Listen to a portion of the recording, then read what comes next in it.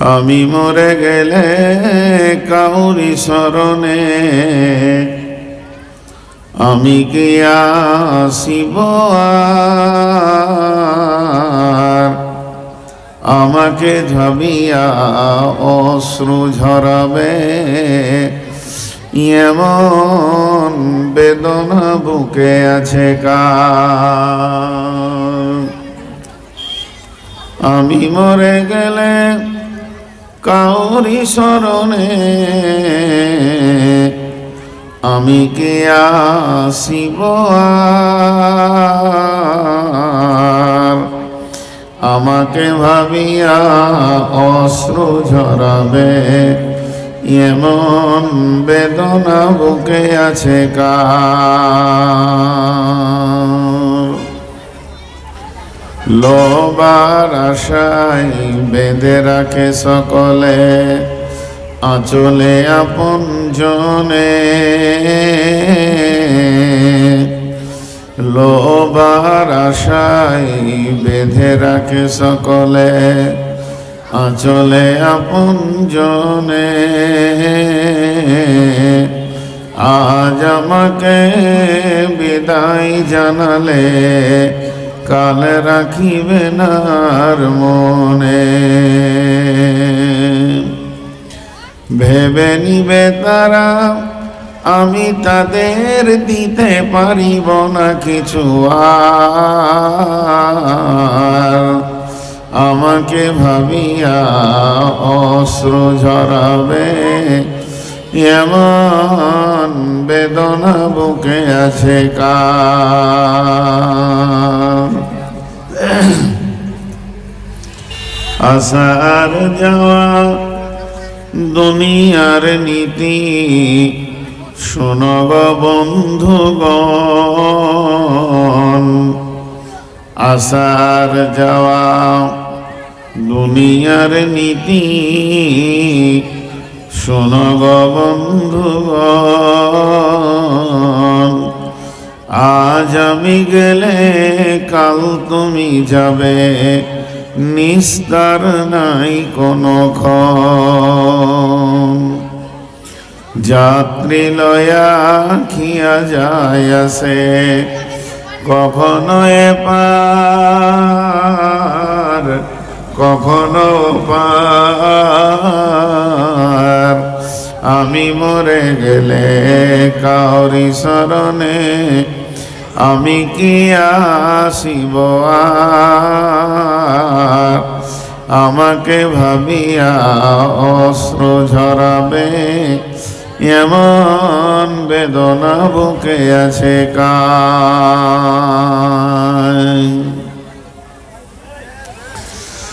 বিসমিল্লাহির রহমানির রহিম।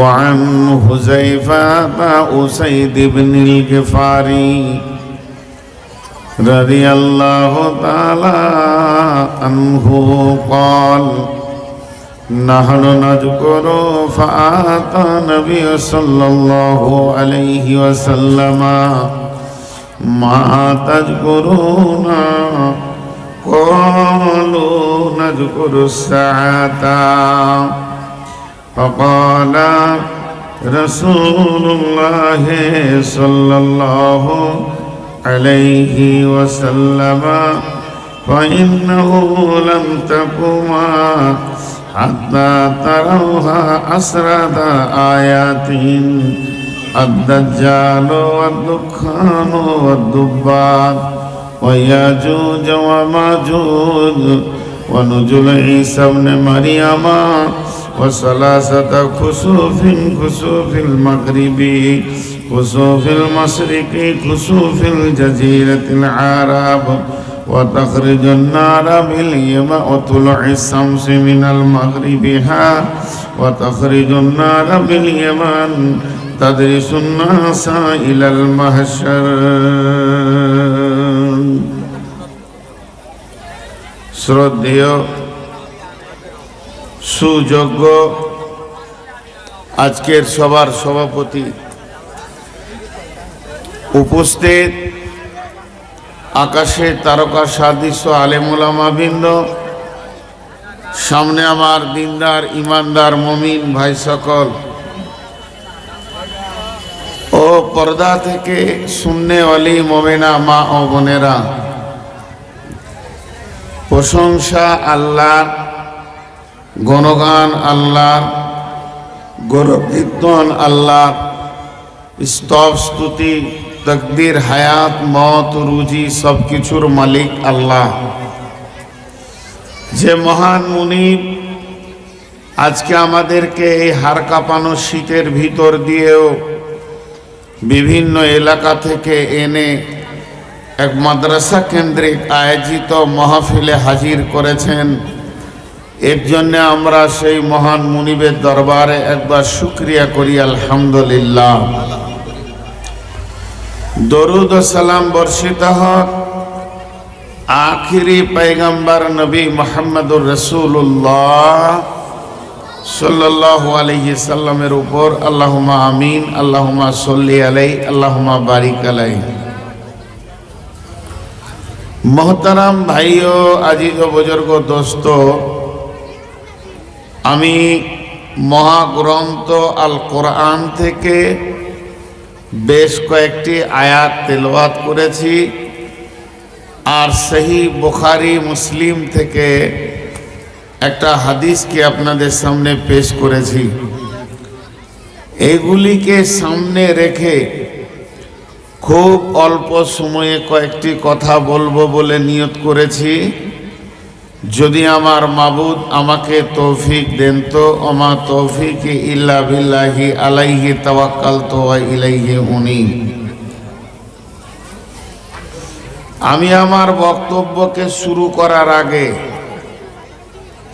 3 থেকে 4টি কথা বলবো ছোট ছোট করে, তারপরে বক্তব্য শুরু করব। যারা মা বোনেরা আছেন মুখ বন্ধ রাখেন, শীতের সময় আপনারাও কষ্ট পাচ্ছেন এবং ধৈর্যশীলা হন, পর্দাওয়ালি হয়ে যান, গা মাথা ঢেকে রাখেন।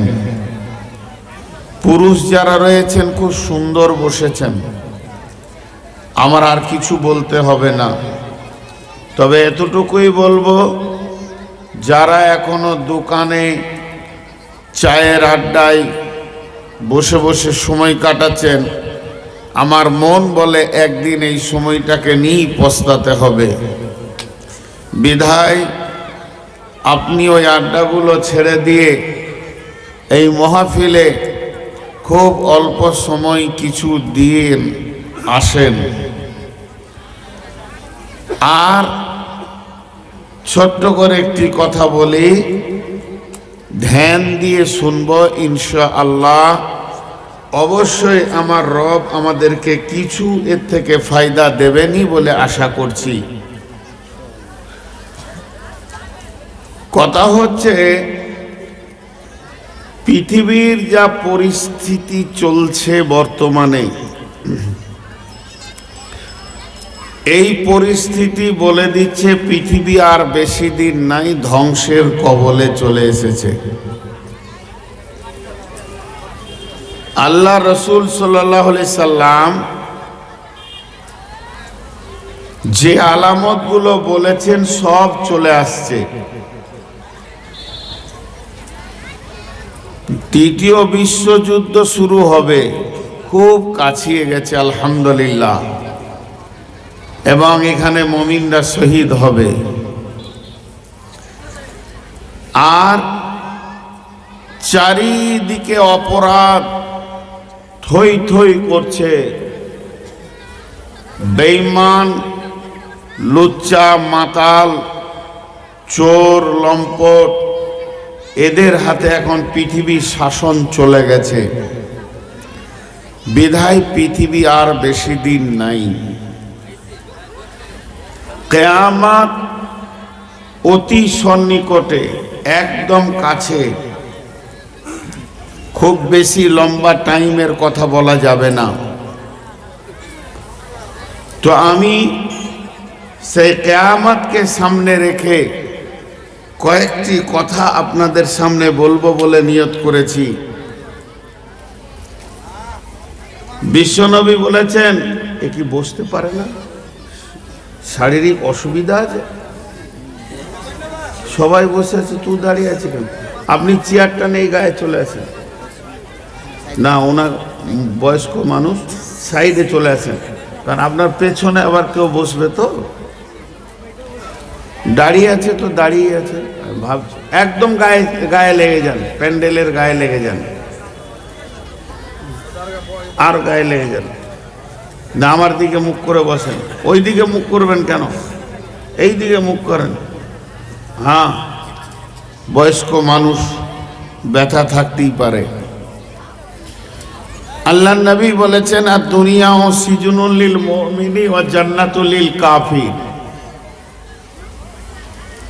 এই পৃথিবীটা হলো মুমিনদের জন্য জেলখানা, আর কাফের বেঈমানদের জন্য জান্নাত। মুমিনদের জন্য জেলখানা, আর কাফের বেঈমানদের জন্য এই দুনিয়াটা কি? জান্নাত। জেলখানায় মানুষ কোনোদিন শান্তিতে থাকে না, সব সময় টেনশন, সব সময় বিপদ, সব সময় ভেজাল, সব সময় হানাহানি, মারপিট। এই জন্যে এখানে মুমিনরা সব সময় টেনশনেই থাকবে। আর যারা বেঈমান হবে এরা এখানে আনন্দ করবে, সেটা প্রকাশ্যে দেখা যাচ্ছে, কোনো সন্দেহ নাই। আর আখিরাতে গিয়ে মুমিনরা আনন্দ করবে জান্নাতে। মুমিনদের আনন্দের জায়গা হলো জান্নাত।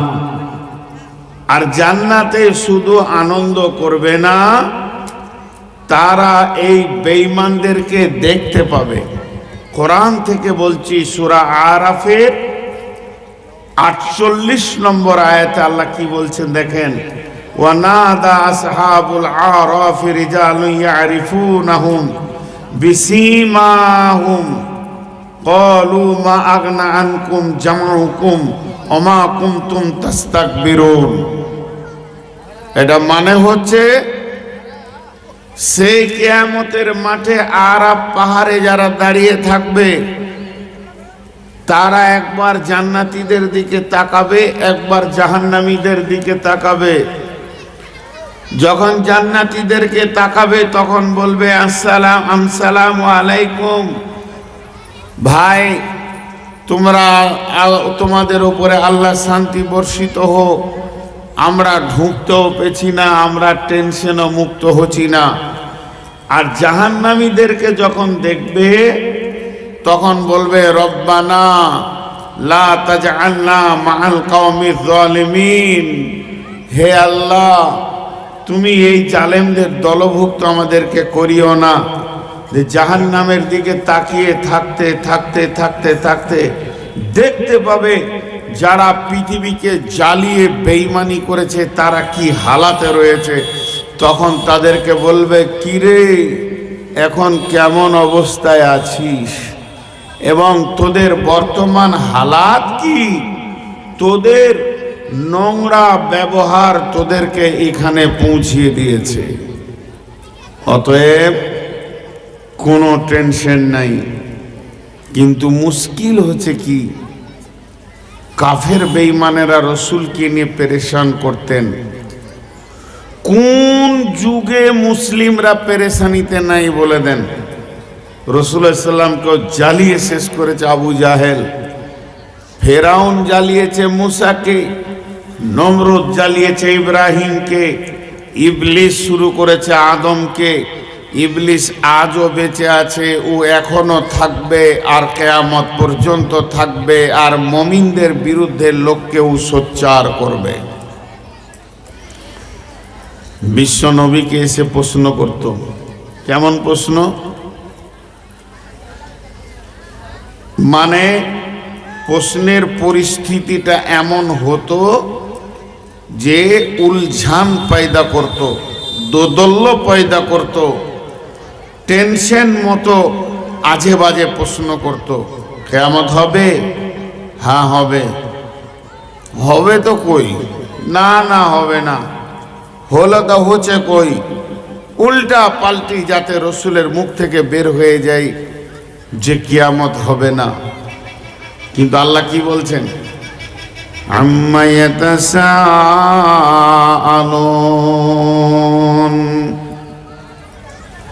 নবী হে তোমাকে কি জিনিসের ওপরে ওরা প্রশ্ন করে, কোন বিষয় নিয়ে তোমাকে কাফেরেরা প্রশ্ন করে। আনিন নাবাইল আযীম, সেই কঠিন বড়দিন বড় খবর, কঠিন দিনে কে নিয়ে প্রশ্ন করে। তাল্লাযী হুম ফীহি মুখতালিফুন, ওই লোকেরা কিয়ামতটাকে নিয়ে তোমার দিলের ভিতরে উলঝান তৈরি করে দেয়, দোদল্য তৈরি করে দেয়, সন্দেহ তৈরি করে দেয়, কনফিউশন লাগিয়ে দেয়। তো ওদেরকে আল্লাহ বলছেন, বলো কাল্লা সায়ালামুন, নিশ্চয়ই তোরা একদিন জানতে পারবে। সুম্মা কাল্লা সায়ালামুন, আমি আবার বলছি ওই দিনটা তোরা জানতে পারবি।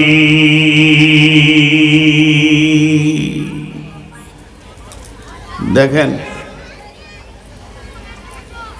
ডিটেকটিভ, ধ্যান দিয়ে শুনেন, একটা শিক্ষার নাম হচ্ছে ডিটেকটিভ।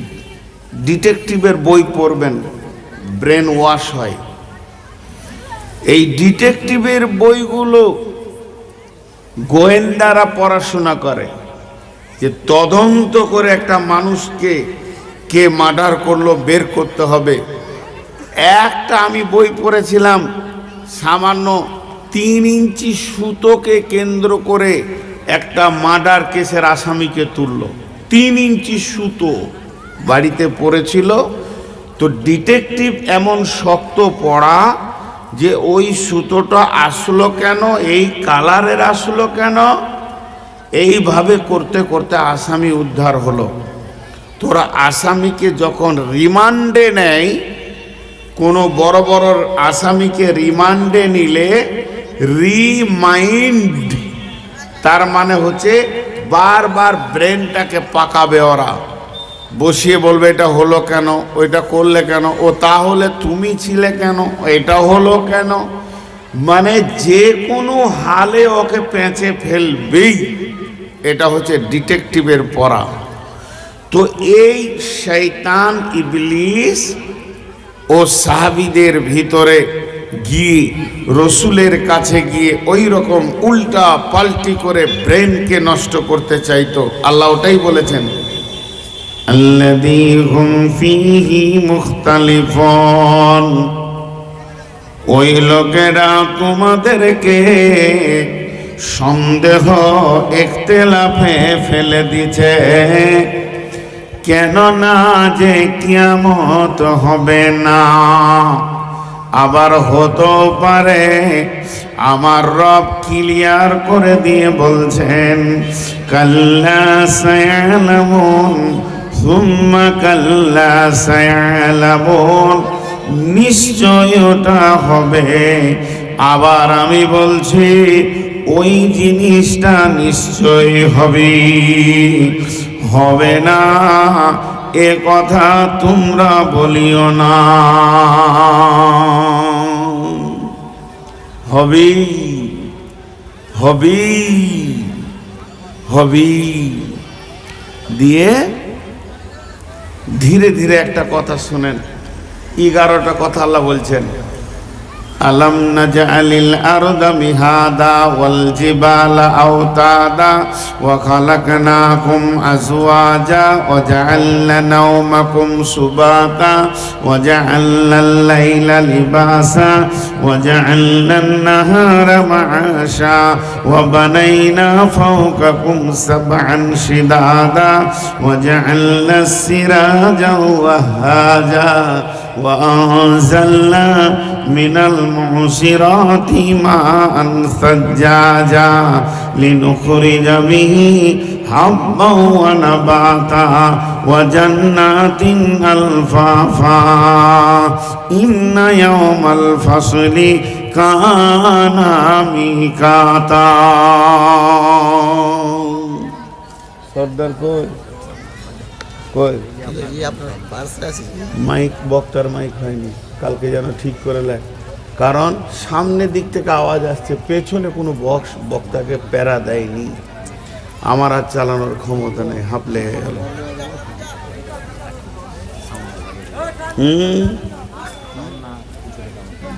সাউন্ড বাড়লে হবে না। মাইকম্যান কোথায় আছে? এসো এখানে।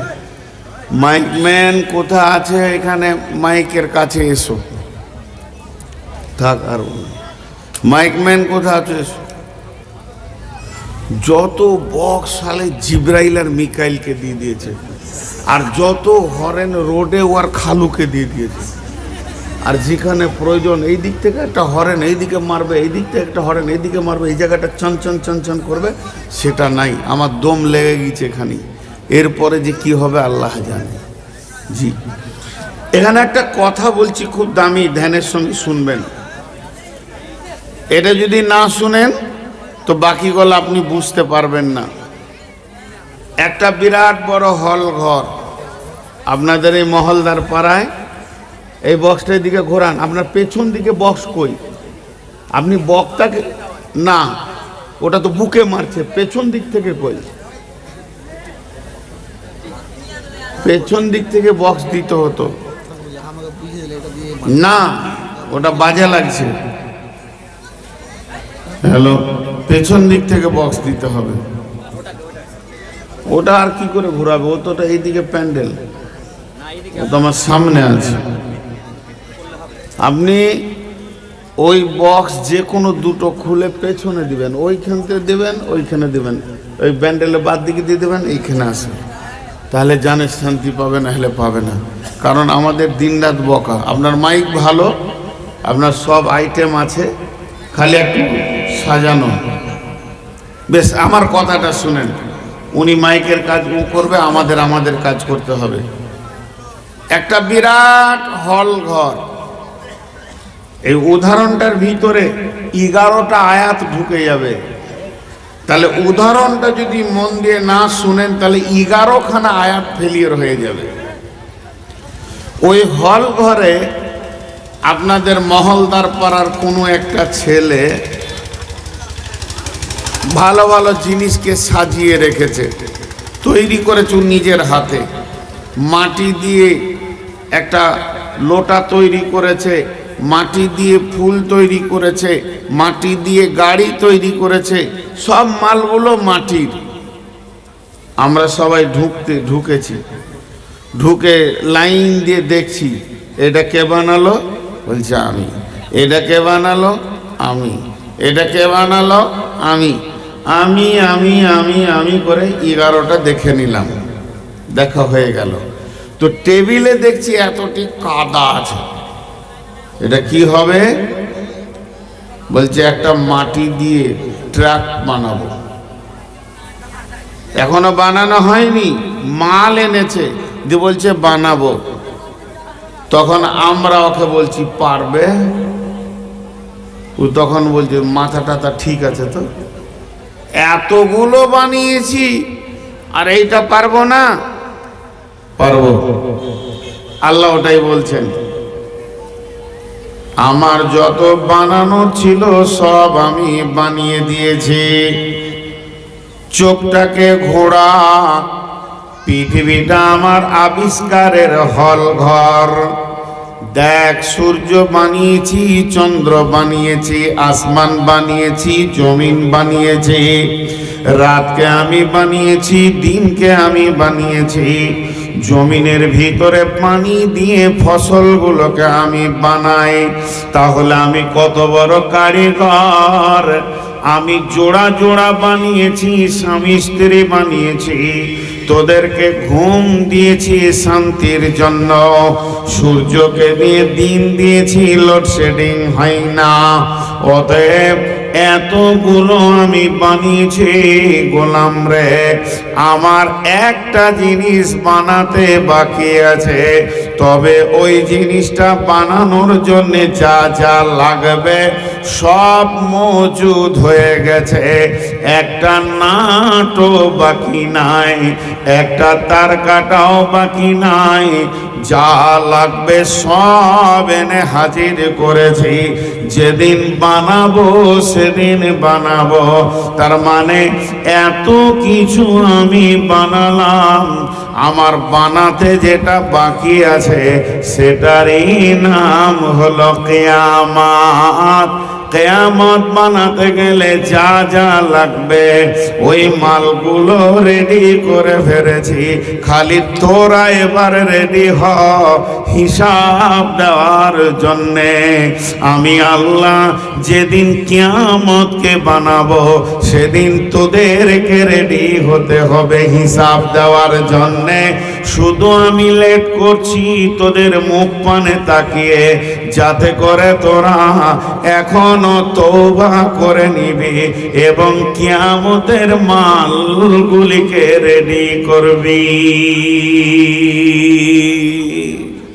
এখানে আল্লাহ 11টা কথা বলার পর বললেন, ইন্না ইয়াউমাল ফাসলি কানা মিকাতা, নিশ্চয়ই সেই কিয়ামতের দিনটা আমার কাছে মওজুদ হয়ে আছে, ডেট হয়ে আছে, রেডি হয়ে আছে, খালি তোরা জানিস না, কেউ জানে না। আল্লাহ নবী বলেছেন কিয়ামত শুরু হবে শুক্রবার এবং কিয়ামত শুরু হবে মুহররম মাসে এবং 10 তারিখে। শুধু এতদূর রসুল বলেছেন, বাকি কোন সালে হবে এটা বলেননি। মুহররম মাসে হবে, 10 তারিখে হবে, শুক্রবারে হবে। ভেজাল চুপ এর দাঁড়াবার জন্য এসছে না, তোমাদেরকে স্পেশাল করে বসতে বলতে মোবাইল ছুড়ে দেবো একদম। পাগলা করার লেগে মাথার কাছে এসে দাঁড়িয়ে আছে, ভাবছি যেন সেলুনে চুল কেটতে এসছে।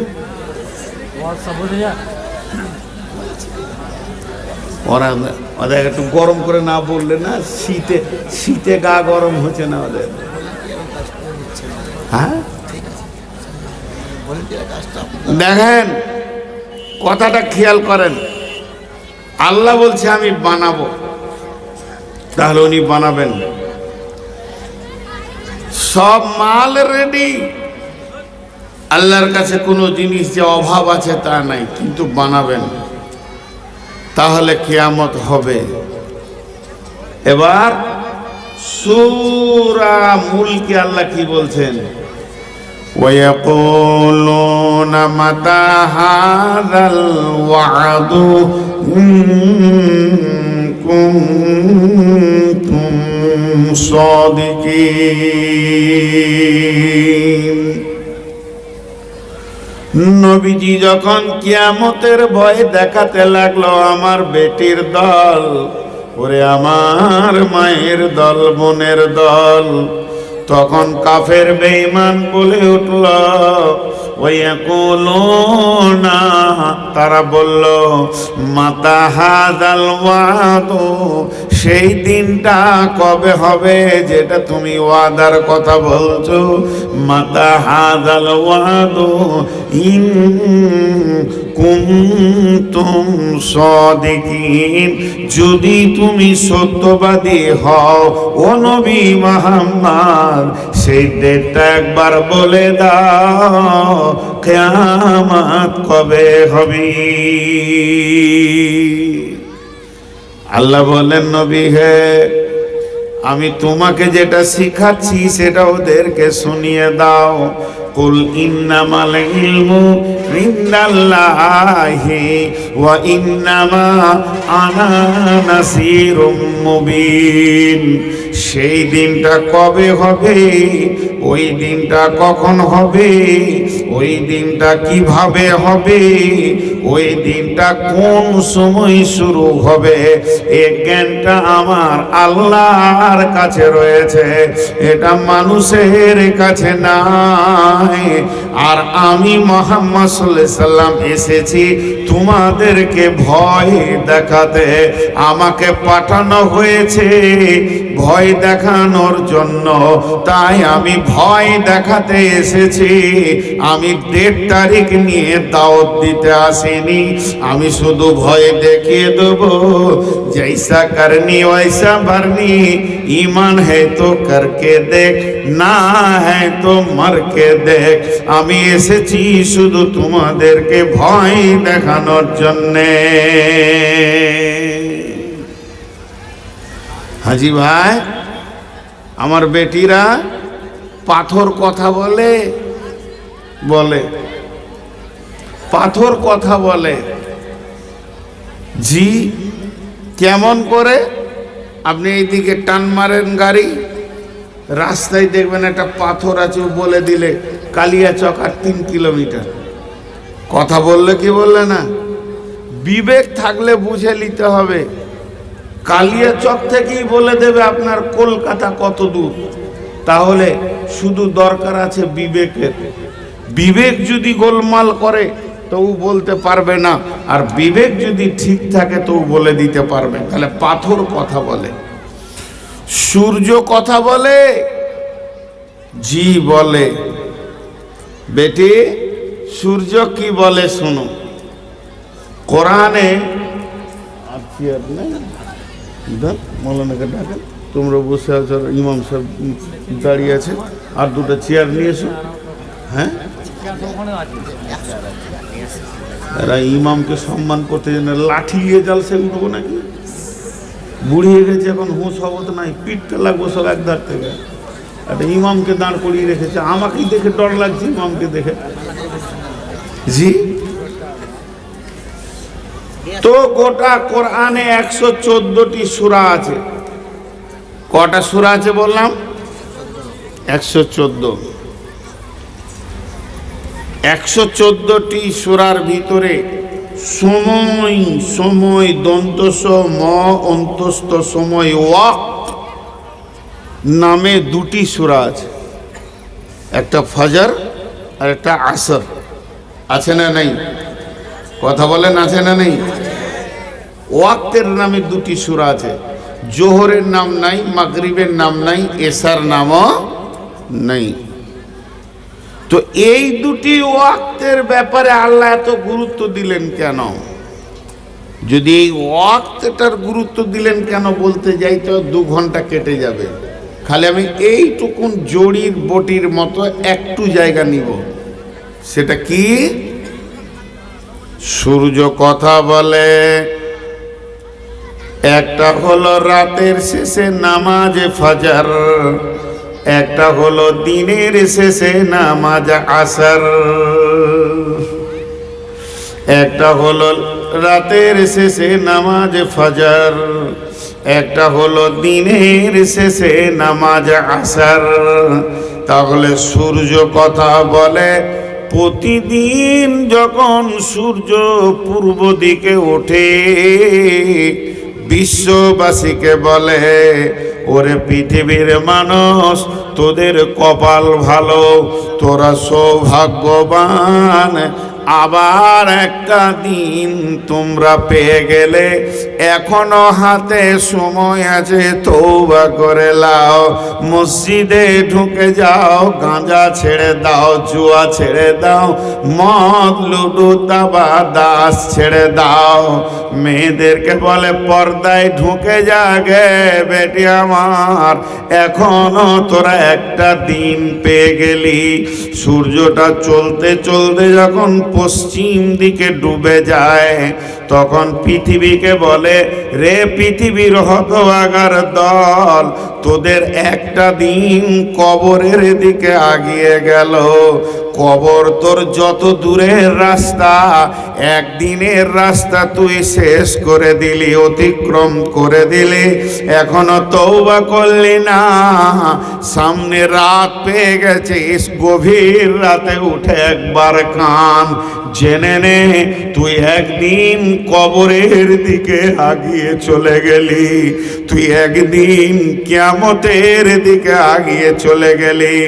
আমরা এখানে কয়েকটা যুবক নিয়ত করেছি হেঁটে শিলিগুড়ি যাব, নিয়ত করেছি একদিনে যাব না 5 দিনে যাব। কোন কোন জায়গায় গিয়ে থাকবো? আপনার বন্ধু শিলিগুড়ি থেকে যদি ফোন করে কত দূর এলি, তখন বলবো 3 দিনের রাস্তা শেষ করে দিয়েছি, আর 2 দিনের রাস্তা বাকি আছে। তেমনি সূর্য ডুবার সময় বলে তোর যত দিন আছে কবরে যেতে, তার থেকে 1 দিনের রাস্তা আজকে তুই শেষ করে দিলি, এখনো নিশ্চিন্তে বসে থাকিস না। 2023 সাল চলে গেল, কথা কয় না। 2023 সাল চলে গেল। এতগুলোই লোক চুপ করে আছে, জোরে কথা বলবে তো। 2023 সাল চলে গেল, এটা ভুল। একটা বাচ্চা ছেলে, ওর মা আর ওর আব্বা ট্রেনের সিটে বসে আছে, দুদিকে, আর ও জানলাতে এমনি করে দাঁড়িয়ে আছে। আর ট্রেন যখন মেরেছে টান, তো ফুরুক করে একটা মসজিদ দেখতে পেয়েছে, বলছে মা মসজিদটা দৌড়ে চলে গেল। তোর মা হাসছে, বেটা মসজিদ দৌড়ে নাই, তুই দৌড়ছিস। ও ভুল দেখছে কি না? হ্যাঁ, একটা আমের গাছ দেখেছে, বলছে আমের গাছটা দৌড়ছে। 2023 সাল চলে যায়নি, আমরা 23 সালকে পার করে এলাম, 24-এ ঢুকলাম। 23 যেখানকার সেইখানেই আছে। এই ভুল বুঝে বুঝে বুঝে বুঝে নিজেকে নওজোয়ান মনে হচ্ছে, কিন্তু আমি যে কতগুলো বছর অতিক্রম করে পার করে, কত স্টেশন পার করে চলে আসলাম, আমার আর বেশি দিন নাই এটা ভাবছি না। ভাবছি সবাই দৌড়ছে, আমি দাঁড়িয়ে আছি। এটাই ভুল ধারণা। ভাইয়েরা আমার, কিয়ামত সামনে তত্তর করে এগিয়ে আসছে। এবার কি করে বুঝবেন? একটা উদাহরণ দিব, সুন্দর করে উদাহরণটা শুনেন।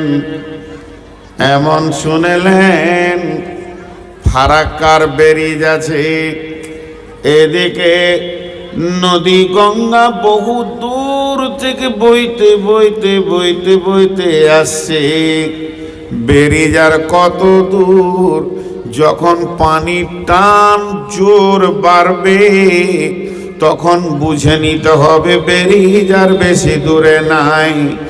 এরপরে যখন নিচে পড়বে, তখন বুঝতে হবে ব্রিজে ঢুকে গেছে। পানির টান যত জোর বাড়বে, ব্রিজ তত কাছে এসে গেছে। আর যখন নিচে দপ করে পড়বে, বুঝে নিতে হবে ব্রিজে ঢুকে গেছে। তো আমার নবী বলছেন, যখন দেখবে পৃথিবীতে ব্যস্ততা বেড়ে গেছে, মানুষ এত ব্যস্ত হচ্ছে কেন, তার মানে ব্যস্ত হওয়ার একটাই কারণ, পৃথিবী ধ্বংস হবে, কাজকে গোছাতে হবে। কিয়ামত যত কাছে আসবে, মানুষ তত ব্যস্ত হয়ে যাবে। এক সময়, আজ থেকে 50 বছর আগে, আমাদের মুরব্বীরা খালার ঘরে 10 দিন বেড়াতে গেছে, শ্বশুর বাড়িতে 5 দিন বেরিয়েছে, বন্ধু ডেকেছে 3 দিন সেখানে থেকে এসেছে, হেঁটে রাস্তায় গেছে। তারপর মামা খালার ঘরে 1 মাস বেড়াতে গেছে। এখনকার যুবকদের 1 ঘন্টাও টাইম হয় না। সকালে বাইকটা একদিকে স্ট্যান্ড করবে, তখনও পর্যন্ত চাবিটা টানা হয়নি, আর বলবে খালা চলে যাব, অনেক ব্যস্ত আছি। বেটা এক কাপ চা খেয়ে যা, না খালা দোকানে খেয়ে নিব, মা মালটা দিয়েছে ধরে নাও, এটুকু টাইম পাই না। মানুষ এত ব্যস্ত হচ্ছে কেন? তার একটাই কারণ, কিয়ামত কাছিয়ে গেছে, এদেরকে মাল জমা করতে হবে। অল্প সময়ে সমস্ত কাজগুলোকে গোছাতে হবে। বিশ্বনবী বলেছেন, যেদিন সকালে সুর ফুঁকবে ইসরাফিল, যেদিন সকালে সুর ফুঁকবে ইসরাফিল, যেদিন সকালে সুর ফুঁকবে ইসরাফিল এবং পৃথিবী ধ্বংস হবে, সেই দিনটার অবস্থা কেমন হবে শুনেলেন? বিশ্বনবী বলছেন, সেই দিনে যতগুলি মানুষ পৃথিবীতে বেঁচে থাকবে, কি যুবক, কি যুবতী, কি বৃদ্ধ, কি বৃদ্ধা, কি শ্রমজীবী, বুদ্ধিজীবী, আর কি ব্যবসায়ী, কি কোম্পানি, একদম সকাল বেলায় উঠে প্রত্যেকটি লোক ব্যস্ততার সঙ্গে দৌড়বে। ছাত্ররা স্কুলের দিকে দৌড়বে, কলেজের দিকে দৌড়বে, মাস্টাররা স্কুলের দিকে দৌড়বে, শ্রমজীবীরা কারখানার দিকে দৌড়বে। কারখানা ভোর ভোর চালু হয়ে যাবে। তার মানে পৃথিবীতে যদি 500 কোটি মানুষ থাকে, পৃথিবীতে যদি 1000 কোটি মানুষ থাকে, একটা লোক 1000 কোটির ভিতরে একটা লোক বসে থাকবে না, সবাই নিজের নিজের কাজে দৌড়তে থাকবে।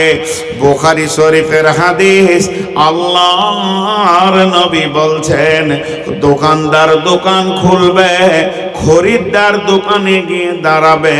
কাপড়কে কেন্দ্র করে নবীজি বলেছেন, ও আমার বেটির দল, দোকানে গিয়ে বলবে কাপড়টার গজ কত, বলবে এটার মিটার হলো 500, 700, 1000। পছন্দ হয়ে যাবে, বলবে কাটো তুমি 3 মিটার, 5 মিটার কাটো। ও পকেটে টাকা বের করবে, টাকা নোটটা এরকম ধরে থাকবে, আর দোকানদার 5 গজ মেপে কাঁচিটা চাপ দিতে যাবে, ইসরাফিল সুর ফুঁকে দেবে। কিয়ামতের দিন সকালে মানুষ ব্যস্ততা এত হবে, সবাই ব্যস্ত হয়ে যাবে। আর যখনই আশ্চর্য সুর ফুঁকবে, তখন মনে পড়বে আজকের কিয়ামতের দিন, কিন্তু আর কোনো উপায় থাকবে না, তওবা কবুল হবে না, মাথা ঠুকলেও কাজ হবে না, মসজিদে সাজদা করতেও লাভ হবে না, নাফসি নাফসি করবে মানুষ, বিশ্ব ভূমণ্ডলটা ধ্বংস হবে।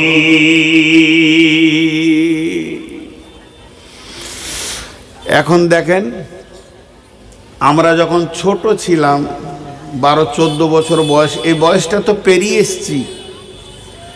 আপনাদের ওই ছোট ছেলেদেরকে বলছি, বয়সটা তো পার করে এসছি। তা আমরা সাইকেল নিয়ে গেছি, তখন যুগে সাইকেল হলো খুব দামি যানবাহন।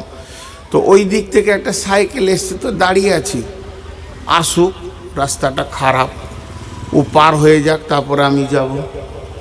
কিন্তু এখন যদি একবার দাঁড়াবে, তো এই দিক থেকে একটা গাড়ি, এই দিক থেকে, ওই দিক থেকে একটা টোটো, এই দিক থেকে টোটো, বড় গাড়িটা ব্যাক করতেছে, এই দিকে একটা টোটো। এটা হচ্ছে কিয়ামতের আলামত। ব্যস্ততায় মানুষ দৌড়বে, কিয়ামতের আলামত। আমি হাসানোর জন্য বলছি না। তো বিশ্বনবী বলছেন, যখন ও পড়বে দুপ করে, তো বুঝবে আজকে কিয়ামত। সাহাবা রাদিয়াল্লাহু মাজমাইনেরা,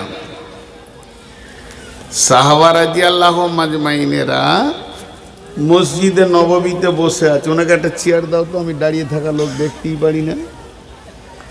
নিশ্চয়ই বিচারা হাত পায়ে ব্যস্ত। আচ্ছা, আর 5-10টা চেয়ার তো এনে রাখা দরকার ছিল। অনেক এমনও মানুষ আছে যার হাঁটু ব্যথা আছে।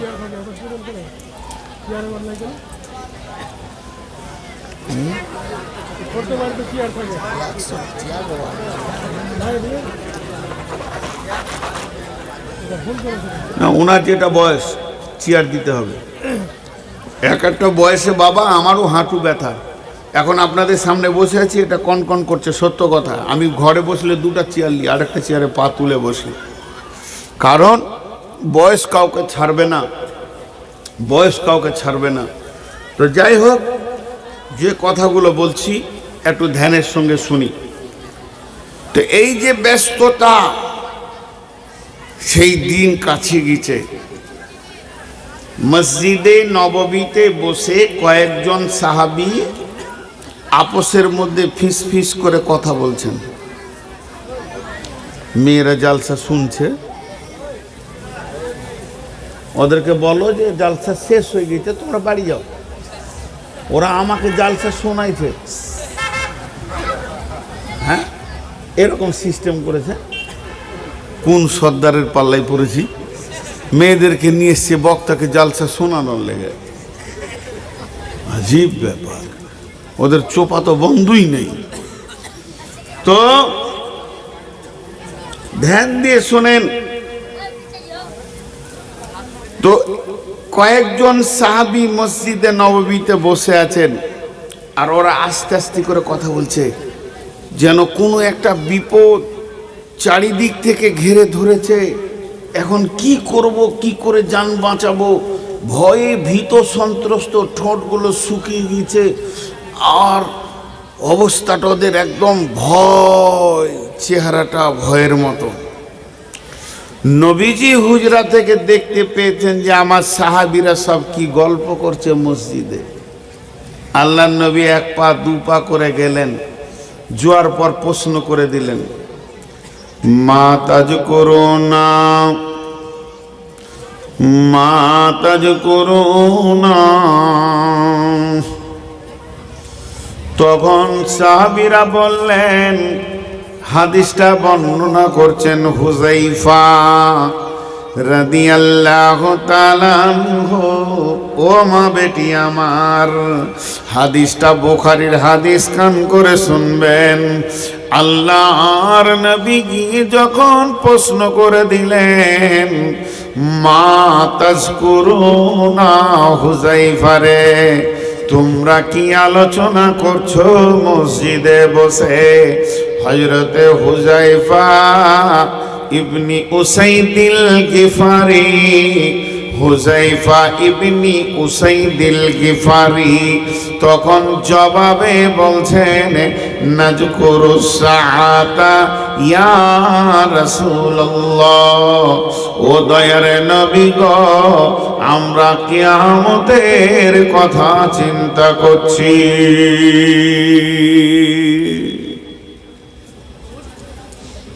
নুন দিলেন নাকি মাইকে? এত সুন্দর হলো কি করে? খুব সুন্দর বাজছে এবার মাইক। আমি দেখেছি আপনার মাইকে মাল আছে ভালো, তার মানে ঠগাই ছিল আর কি আগে। তো হুযায়ফা উসাইদিল গিফারিকে জিজ্ঞাসা করলেন, তোমরা কি করছো? ওরা কি বললেন? আমরা কিয়ামতের কথা চিন্তা করছি। তো দেখছে এদের মুখ শুকিয়ে গেছে, ভয় খেয়ে গেছে। আল্লাহর নবী বলছেন, فإنه لن تقوما হুযায়ফা, ওই কিয়ামত কোনদিন হবে না, হাত্তা তারাউনা আসরাতা আয়াতিন, যতদিন তোমরা 10টা জিনিস না দেখবে ওটাকে কিয়ামত বলে মনে করিও না। ওটা কিয়ামত নয়, ওটা কিয়ামত নয়, ওটা কিয়ামত নয়। যখন তুমি 10টা জিনিস দেখবে তো ওটাকে কিয়ামত মনে করবি। যতক্ষণ না 10টা জিনিস চোখে দেখবে ওটা কিয়ামত মনে করিও না। আর এক জায়গায় বলেছেন, খামসা আসারা খাসলাতান মিন উম্মতি, আমার উম্মতের কাছে যখন তোমরা 15টা জিনিস দেখবে তো জেনে নাও পৃথিবীটা ধ্বংসের কাছে পৌঁছে গেছে। জনসাধারণের মাল নেটারানো লুটে খাবে, আমানতের খিয়ানতি চলবে, জাকাতকে জরিমানা মনে করবে, আর মেয়েদের বশীভূত হয়ে পুরুষরা দুনিয়া করবে। দিনের শিক্ষা বাদ নিয়ে বেদিনী শিক্ষার প্রচার প্রসার চলবে।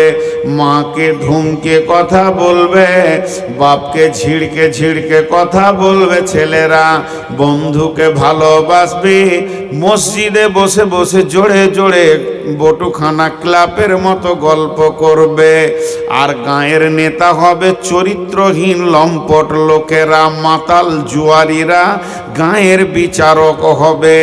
আল্লাহর নবী বলছেন তখন মানুষ মানুষকে মারের ভয়ে সম্মান করবে, আর ঘরে ঘরে গান বাজনা বেড়ে যাবে, আর যুবকেরা মদের বোতল নিয়ে পাগল হয়ে যাবে, আর রেশমের পোশাক পরবে। এমন একটি জামানা আসবে, তখন জেনে নাও যে কিয়ামত কাছিয়ে গেছে। 15টা যে বললাম, কোনটা বাকি আছে বলেন? কোনটা বাকি আছে? কোনটা বাকি নেই। এবার 10টা যেটা রানিং কিয়ামত, সেটা কি? আল্লাহ নবী বলছেন দাজ্জাল, দাজ্জাল কানা পৃথিবীর বুকে আসবে। ওই দাজ্জাল এমন একজন হবে বন্ধুরে, দাজ্জালের চেহারা হবে সুঠাম মজবুত, ওর একটা চোখ থাকবে আর একটা চোখ কানা হয়ে ঝুলবে। আপনারা ইউটিউবে দাজ্জালকে দেখেছেন? মাঝে খালি একটা চোখ করে দিয়েছে। আল্লাহ মাফ করুক, ইউটিউবাররা থাম্বনেল তৈরি করতে খুব ভালো পারে। এক খাবিস মুর্শিদাবাদের, ও আবার হাত পায়ের মুখ জিভ তৈরি করেছে। সূরা ইয়াসিনে যে কথাটা আছে না, আলিয়াউমা কি নাখতিমু আফওয়াহিহিম ওয়া তুকাল্লিমুনা আইদিহিম, হাতের জিভ দাঁত করেছে। হ্যাঁ, ইউটিউবে আল্লাহ এদেরকে যে কোন জায়গায় দিবে আল্লাহ জানে। তো দাজ্জালের ছবি করেছে, দিয়ে একটা এখানে চোখ দিয়েছে, কিন্তু ও খবিসকে হালাকে হুঁশ নাই যে দাজ্জালের দুটি চোখ থাকবে। ওর চোখ দুটা থাকবে কিন্তু একটা কানা, এটা ঝুলবে এরকম হয়ে, একটা চোখ কানা থাকবে, তো একটা চোখ করে দিয়েছে। এই দাজ্জাল কি করবে? সারা বিশ্বে ঘুরবে এবং সে নিজেকে আল্লাহ দাবি করবে। তার কাছে জান্নাত জাহান্নাম থাকবে, মানুষকে মারবে। আল্লাহ বলে যে দাবি করবে তাকে জান্নাতে দেবে, যে ওকে আল্লাহ বলবে না ওকে কতল করে দেবে। আবার কতল করতে যাবে, পারবে না, ওখান থেকে চলে যাবে। তার জান্নাতটা জাহান্নাম, তার জাহান্নামটা জান্নাত। আল্লাহর নবী দাজ্জালের ফিতনা থেকে নিজেকে বাঁচাতে বলেছেন। আল্লাহর নবী বলেছেন তোমরা দোয়া করো দাজ্জালের ফিতনা থেকে বাঁচো। পৃথিবীর শ্রেষ্ঠ ইবাদতের নাম হলো সলাত। সেই সলাতের ভিতরে বিশ্বনবী কি নফল কি ফরজ কি সুন্নত সব নামাজের শেষে দাজ্জালের ফিতনা থেকে দোয়া চেয়েছেন, পানা চেয়েছেন। আল্লাহুম্মা ইন্নী আউযু বিকা মিন ফিতনাতিল মাসিহিদ দাজ্জাল। আযাবুল কবরে থেকে চেয়েছেন, ফিতনায়ে মাসিহিদ দাজ্জাল থেকে চেয়েছেন। তাহলে সেই দাজ্জাল আসবে।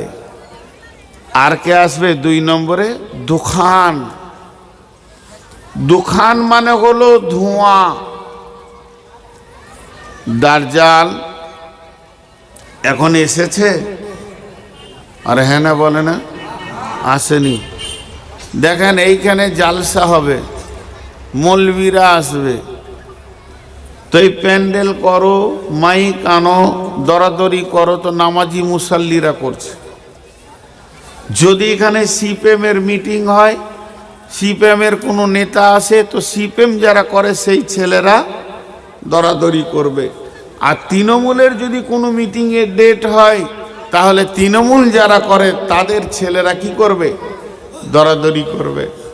তো দাজ্জাল এখন আসেনি, কিন্তু দাজ্জালের অনুসারীরা পৌঁছে গেছে, পৃথিবী তৈরি করছে। জি, মাসিহ দুজনকে বলা হয়েছে, মাসিহ ইবনে দাজ্জাল, মাসিহ ইবনে মারিয়াম।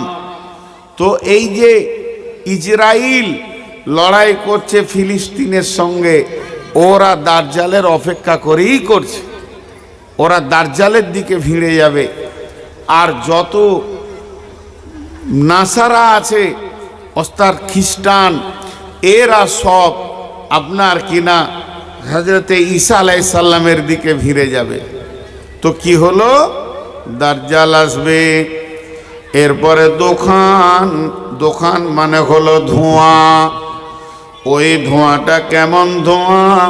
যেমন ঘন কুয়াশা হলে কাছের মানুষ কি দেখা যায় না, এত ঘন কুয়াশা 10 হাত দূরে লোককে দেখা যাবে না, গাড়ি চালানো বড় কষ্ট হয়ে যায়। তো আল্লাহর নবী বলছেন এই রকম একটি ধোঁয়া আসমান থেকে পৃথিবীতে আসবে। ওই ধোঁয়াটা 40 দিন অবস্থান করবে। ওই ধোঁয়াটা এত ঘন হবে, একে অপরকে দেখতে পারবে না, পাবে না, চিনতে পারবে না। এই অবস্থায় তারা ওই ধোঁয়ার ভিতরে 40টা দিন কাটাবে। মুফাসসিরিনরা বলেন ওই অরিজিনাল ধোঁয়াটা আসতে এখন বাকি আছে, কিন্তু তার আগের ধোঁয়াটা এখন পৌঁছে গেছে। এখন দুইটি জিনিসে পৃথিবীকে অন্ধ করে দিয়েছে। সেই দুটি জিনিস কি? একটা হলো রাজনীতির ধোঁয়া, আর একটা হলো অর্থের ধোঁয়া। টাকা পয়সা এমন একটা জিনিস, টাকার জন্যে বিবিকে মেরে দিয়েছে, বাপকে মেরে দিয়েছে, ভাইকে লাশ বানিয়ে দিয়েছে। তার মানে তার দিলের ভিতরে এত ধোঁয়া ঢুকে গেছে। টাকা নামে ধোঁয়া, রাজনীতি নামে ধোঁয়া। সে নিজের মায়ের পেটে ভাইকেও চিনতে পারছে না, আব্বাকে চিনতে পারছে না। আল্লাহর নবী বলেছেন পৃথিবীর শ্রেষ্ঠ হলো আপনার সঙ্গিনী নেককার সালেহা বিবি। সেই বিবিকে টাকার দায়ে মেরে দিছে, জ্বালিয়ে দিছে, পুড়িয়ে দিছে। তার মানে অরিজিনাল ধোঁয়াটা বাকি আছে, তার পূর্বের ধোঁয়াটা পৃথিবীতে বইছে। আর অরিজিনাল দাজ্জাল বাকি আছে, কিন্তু এখন মানুষ দুনিয়ার চোখটাতে দেখতে পেয়েছে, আখেরাতের চোখটা অন্ধ হয়ে গেছে। আর সাহাবীদের দুটি চোখ ছিল, এক চোখে পৃথিবী দেখতেন, আর এক চোখে ঈমানের চোখে তারা আখেরাত দেখতে পেতেন। তো আমাদের এই জামানার সব কানা দাজ্জাল হয়ে গেছে, আখেরাতের চোখটা কানা হয়ে গেছে, আর দুনিয়ার চোখটা খোলা আছে।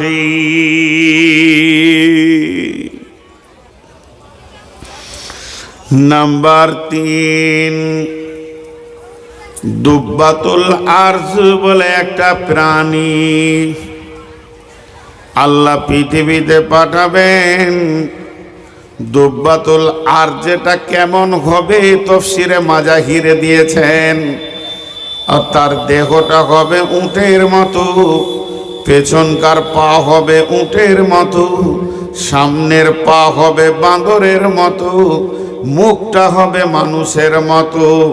ডান হাতে থাকবে মুসার লাঠি, বাম হাতে থাকবে সুলাইমানের আংটি, কিংবা ডান হাতে থাকবে সুলাইমানের আংটি, বাম হাতে থাকবে মুসার লাঠি। বিদ্যুতের থেকেও তার গতি বেশি হবে, মুহূর্তে পৃথিবীকে চক্কর মারবে। এই রকম একটা প্রাণী আল্লাহ পৃথিবীর মাটিতে পাঠাবেন, তাকে দুব্বাতুল আরজ বলা হচ্ছে। এই পৃথিবীতে এই প্রাণীটা ভ্রমণ করবে। 3টে হয়ে গেল। 4 নম্বরে, এই সিচুয়েশন হওয়ার আগে এটা নাম্বারে আসবে না, কিন্তু ইমাম মেহেদি চলে আসবে। ইমাম মেহেদি থাকবে, আর দাজ্জাল যখন এসে যাবে বন্ধু, তো দাজ্জালের সৈন্য হবে কে? দাজ্জালকে শক্তি বাড়াবে কে? দাজ্জালের ক্ষমতা বাড়াবে কে? দাজ্জালের পেছনে থাকবে কে? যারা পৃথিবীর বুকে কলহ বিবাদ করতে ভালোবাসত, তারপরে পরে তাদের কাছে ইয়াজুজের দল চলে আসবে, মাজুজের দল চলে আসবে। আর কি হবে? ওয়ায়াজুজা ওয়া মাজুজা। আল্লাহর নবী বলছেন ওই ইয়াজুজ মাজুজের দল সারা পৃথিবীতে ছড়িয়ে যাবে। তারা যেখানে যা পাবে ভক্ষণ করবে। তারা কার? মানুষের লুটে পুটে খাবে, কাউকে শান্তিতে বাস করতে দেবে না, আর কলহ বিবাদে বিশ্বটাকে ভরে দেবে। তারা কোথায় আছে?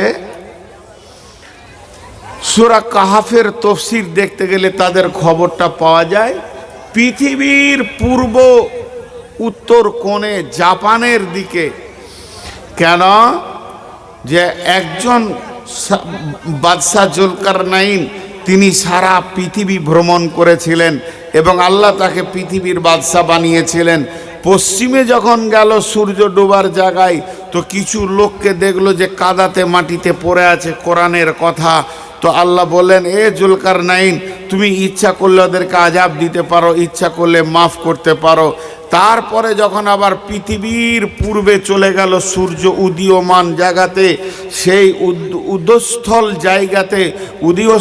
জায়গাতে যখন পৌঁছে গেল, তখন সেই উদয়স্থলে গিয়ে দেখছে কিছু লোক কাদাতে লটাপটি করছে। আল্লাহ বললেন, এই জুলকারনাইন, তুমি মারতে পারো, বাঁচাতে পারো। তো উনি কিছু করলেন না। সেই লোকেরা ওকে ঘেরে ধরলো। ও বাদশাহ জুলকারনাইন, এই যে বড় বড় পাহাড়গুলো আপনি দেখতে পেয়েছেন, ওই পাশে একটা দল রয়েছে, সব সময় কলহ বিবাদে মেতে রয়েছে, ভয় লাগছে, আপনি এখানে প্রাচীর করে দেন। উনি লোহাকে দিয়ে প্রাচীর করে দিলেন।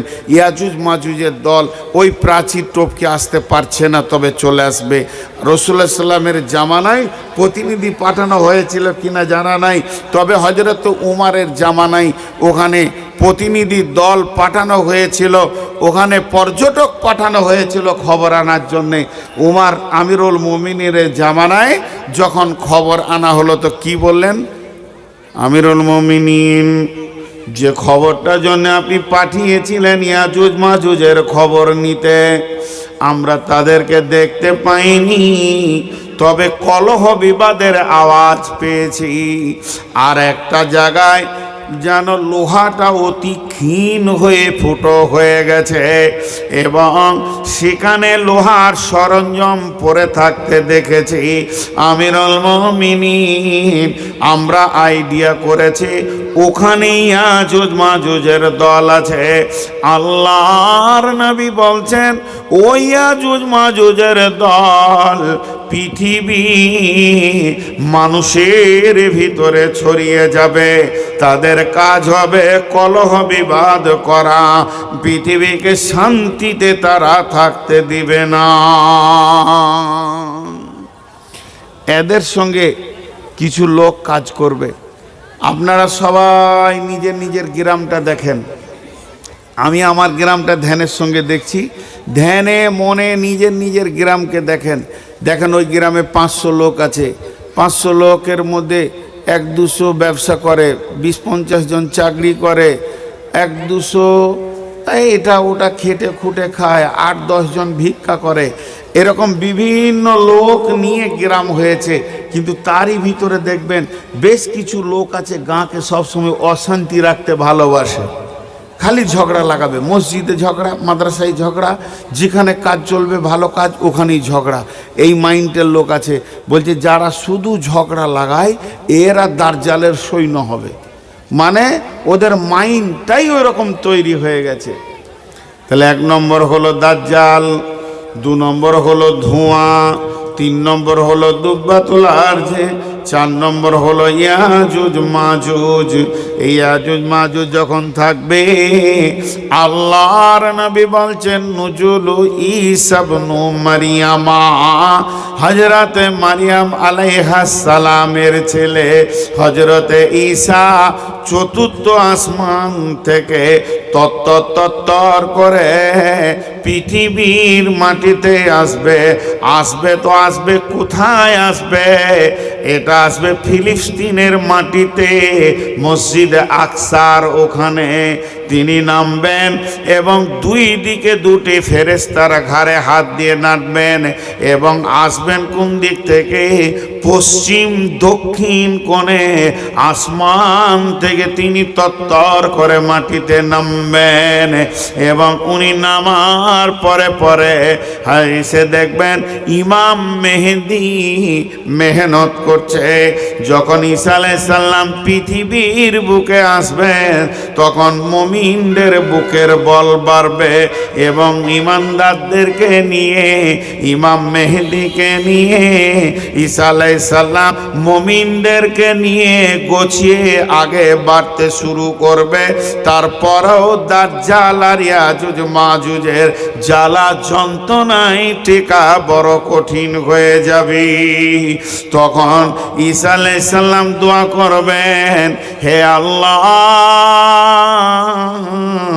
রব্বুল আলামিন, এই পৃথিবীর বুকে আর জ্বালা যন্ত্রণা সহ্য করতে পারছি না, তুমি আমাদের রব। ইয়াজুজ মাজুজের ব্যাপারে তুমি যদি সাহায্য না করো, তাহলে আমাদের দ্বারা ক্ষমতায় হচ্ছে না। আল্লাহ দোয়া কবুল করবেন। আর ওই বেঈমানদের ঘাড়ে, এই মেরুদণ্ড হাড়ের কাছে, মেরুদণ্ড রিড় হাড্ডির কাছে একটা করে বড় বড় ঘা হবে, এত বিষাক্ত ঘা হবে, ওই ঘায়েতে একদম সব মরে লাশ বেনে যাবে। দুষ্ট বেঈমান চোর লম্পট দাগাবাজ ইয়াজুজ মাজুজের যত কলহ বিবাদের দল আছে, এক বেঈমান পৃথিবীতে বেঁচে থাকবে না। ঘাটে মাঠে লাশ আর লাশ, বাজারে মার্কেটে লাশ আর লাশ, কটা দাফন করবে আর কটা ব্যবস্থা নেবে। আবার ঈসা আলাইহিস সালাম দোয়া করবেন, আল্লাহ পারছি না এত লাশের ব্যবস্থা নিতে, এরা পচে যাবে, গলে যাবে, বিশ্বটা নোংরা হয়ে যাবে। মাবুদ তুমি ছাড়া এদের কেউ ব্যবস্থা নিতে পারবে না। আল্লাহর নবী বলছেন, যখন দোয়া কবুল হয়ে যাবে, সমুদ্রের ভিতর থেকে একদল পাখি আসবে, হাজার হাজার লাখ লাখ পাখি। ওই পাখিতে একটা পাখিতে 3খানা করে লাশ টেনে নেবে, 2 পায়ের পাঁজে 2টি ধরবে আর ঠোঁটে 1টি ধরবে, আর 3টে করে লাশ নেবে। আবার সমুদ্রের বুকে চলে যাবে, পৃথিবীর বুকে একটাও লাশ থাকবে না। যখন একটাও লাশ থাকবে না, তখন মুষলধারে বৃষ্টি হবে। ওই বৃষ্টিটা চলবে কতদিন? 40 দিন পর্যন্ত বৃষ্টিটা হবে। বৃষ্টি শেষ হয়ে ধুয়ে মুছে একমাত্র ইমানদার ছাড়া বেঈমান কেউ থাকবে না। ইয়াজুজ মাজুজের কি তীর আর কামান, যত লোকড়ি ছেড়ে যাবে, সেই জামানার লোক 40 বছর পর্যন্ত জ্বালানি করতে পারবে। তবে অতদিন পৃথিবী থাকবে কিনা তা ঠিক নাই, তবে 40 দিন পরিমাণ তাদের জ্বালানি তাদের কাছে থেকে যাবে। এখন হবে কি, আর কিছু বাকি থাকলো না, এবার 6টা হয়ে গেল। 7 নম্বর, 8 নম্বর, 9 নম্বর একসঙ্গে নবীজি বলেছেন সালাসাতা খুসুফিন, 3খানা ভূমিকম্প হবে।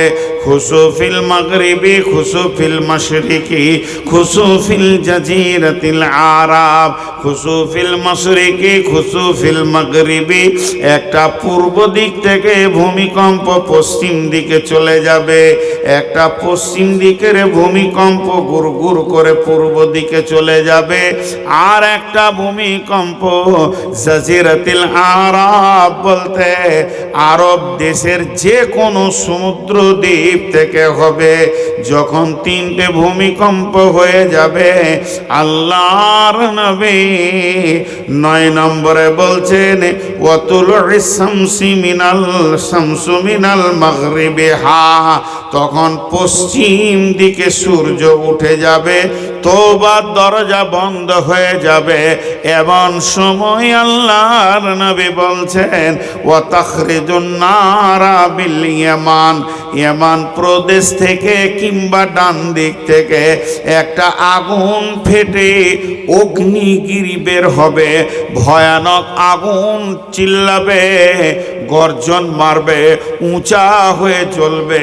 ওই আগুনটা 2 ভাগ হয়ে সারা পৃথিবীটাকে ঘিরে নেবে এবং আস্তে আস্তে তাদের সুন্নাসা ইলাল মাহসার, সমস্ত মানুষগুলিকে কিয়ামতের ময়দানে জমা করে দেবে।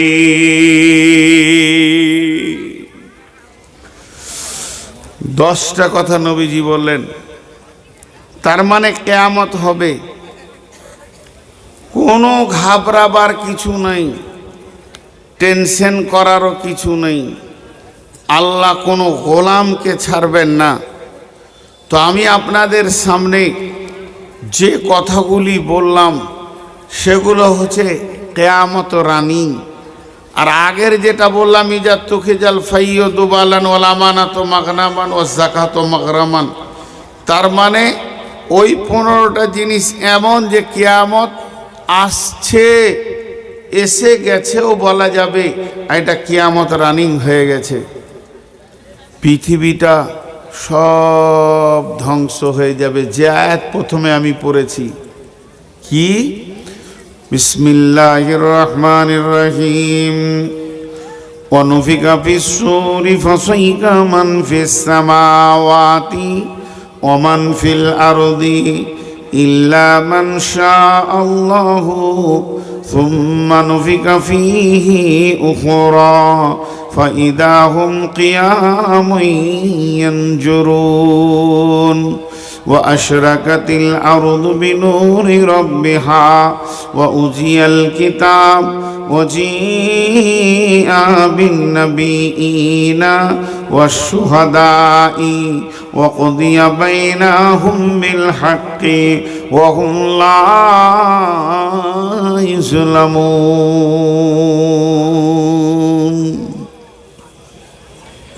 একটু আগে কিয়ামতের ব্যস্ততা দেখা দিকে একটা কথা বললাম যে ও কাঁচি দিয়ে কাপড় কাটতে যাবে আর ইসরাফিল সুর ফুঁকে দেবে।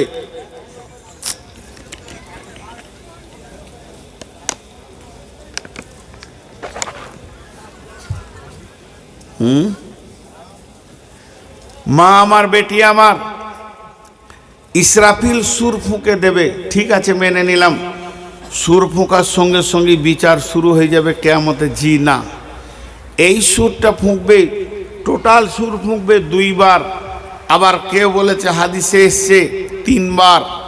তো 2 বারটাই বেশি মানে সাব্যস্ত এবং সহি। সেটা কি? প্রথম সুরে পৃথিবীটা ভেঙে চুরমার হয়ে গাছপালা, বাড়ি ঘর, জমি জায়গা, পাহাড় পর্বত, আসমান, চাঁদ তারা যা কিছু আছে, সূর্য, সব ধূলিসাৎ হয়ে একটা ময়দান হয়ে যাবে। তখন মানুষ সব মাটির নিচে চলে যাবে, মাটি চাপা পড়ে যাবে।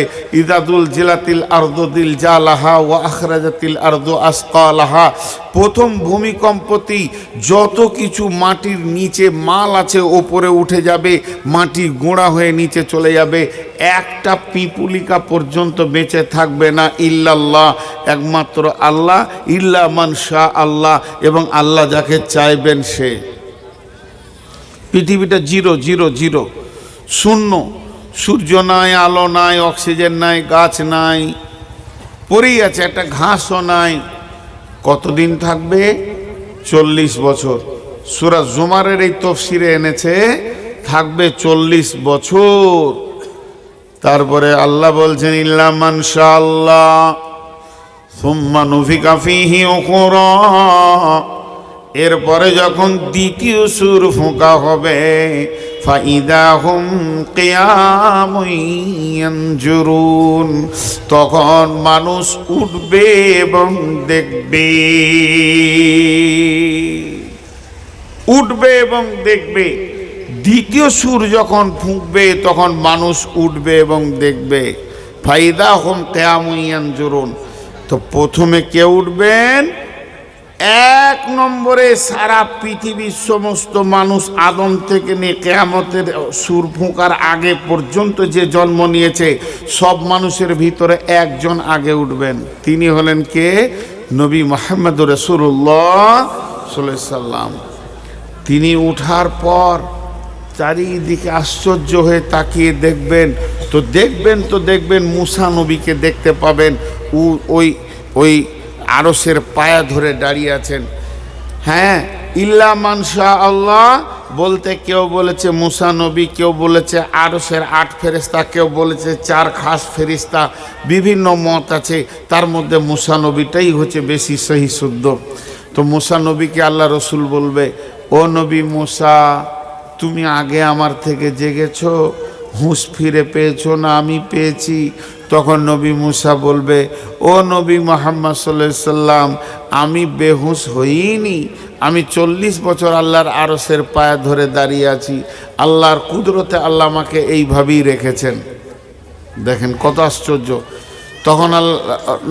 তখন নবী মুসা বলবে, ও নবী মুহাম্মদ সাল্লাল্লাহু আলাইহি সাল্লাম, আমি যখন তুর পাহাড়ে গিয়ে আল্লাহকে দেখতে চেয়েছিলাম তখন আল্লাহ বলেছিল, মুসা রে, পৃথিবীর চোখে দেখা যাবে না, আমি খুব আবদার করেছিলাম, তার জন্যে আমাকে নূরের তাজাল্লি দেখেছি, অতি বেহুশ হয়ে গেছিলাম। সেই দিন পৃথিবীর সবাই হুঁশে ছিল, আমি একা বেহুশ হয়েছি, তাই আমার আল্লাহ আজকে আমাকে সম্মানী দিয়েছেন, আমি বেহুশ হইনি। এবারে উঠবে। বলেন, কিয়ামতের ময়দানে প্রথম প্রয়োজনটা কি হবে?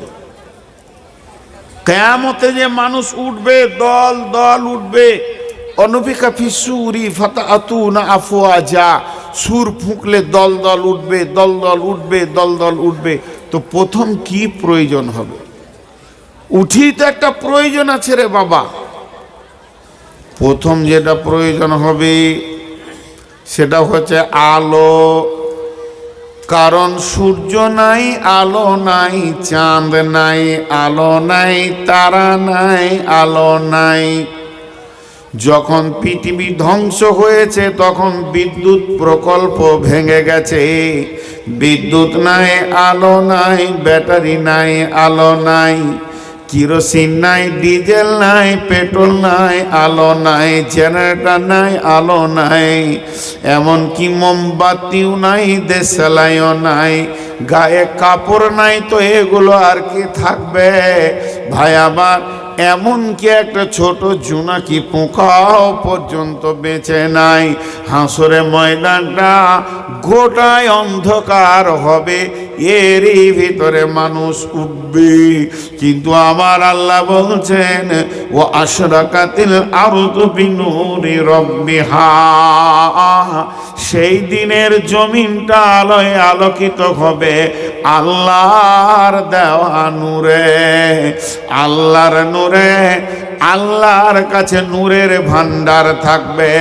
আল্লাহ যাকে দেবেন সে পাবে, যাকে দেবেন না সে পাবে না, ওই নূরই আলোকিত হবে, চন্দ্র সূর্য পাওয়া যাবে না।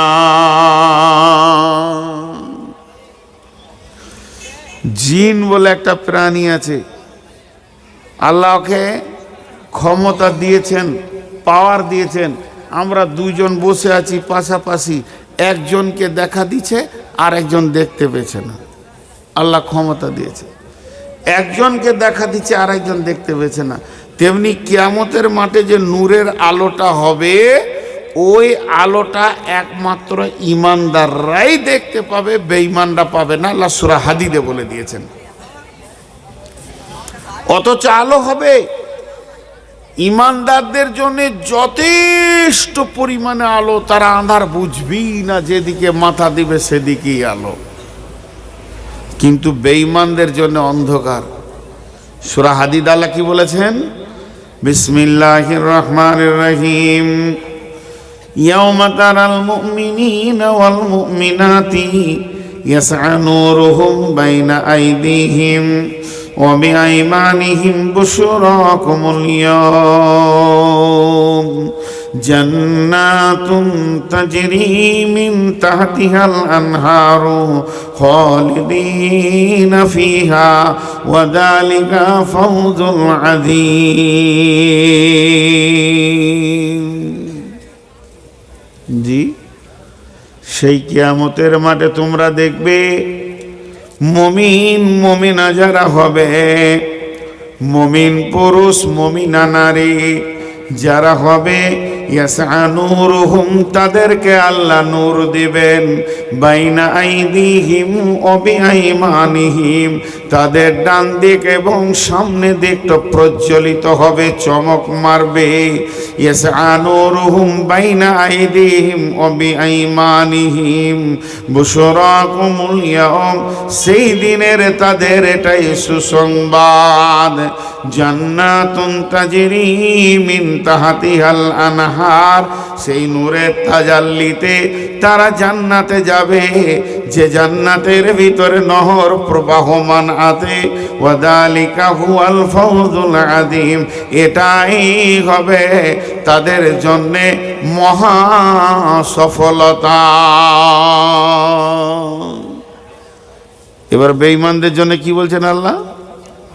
يوم يقول المنافقون والمنافقات للذين آمنوا انظرنا نقتبس من نورك قيل ارجعوا وراءكم فالتمسوا نورا।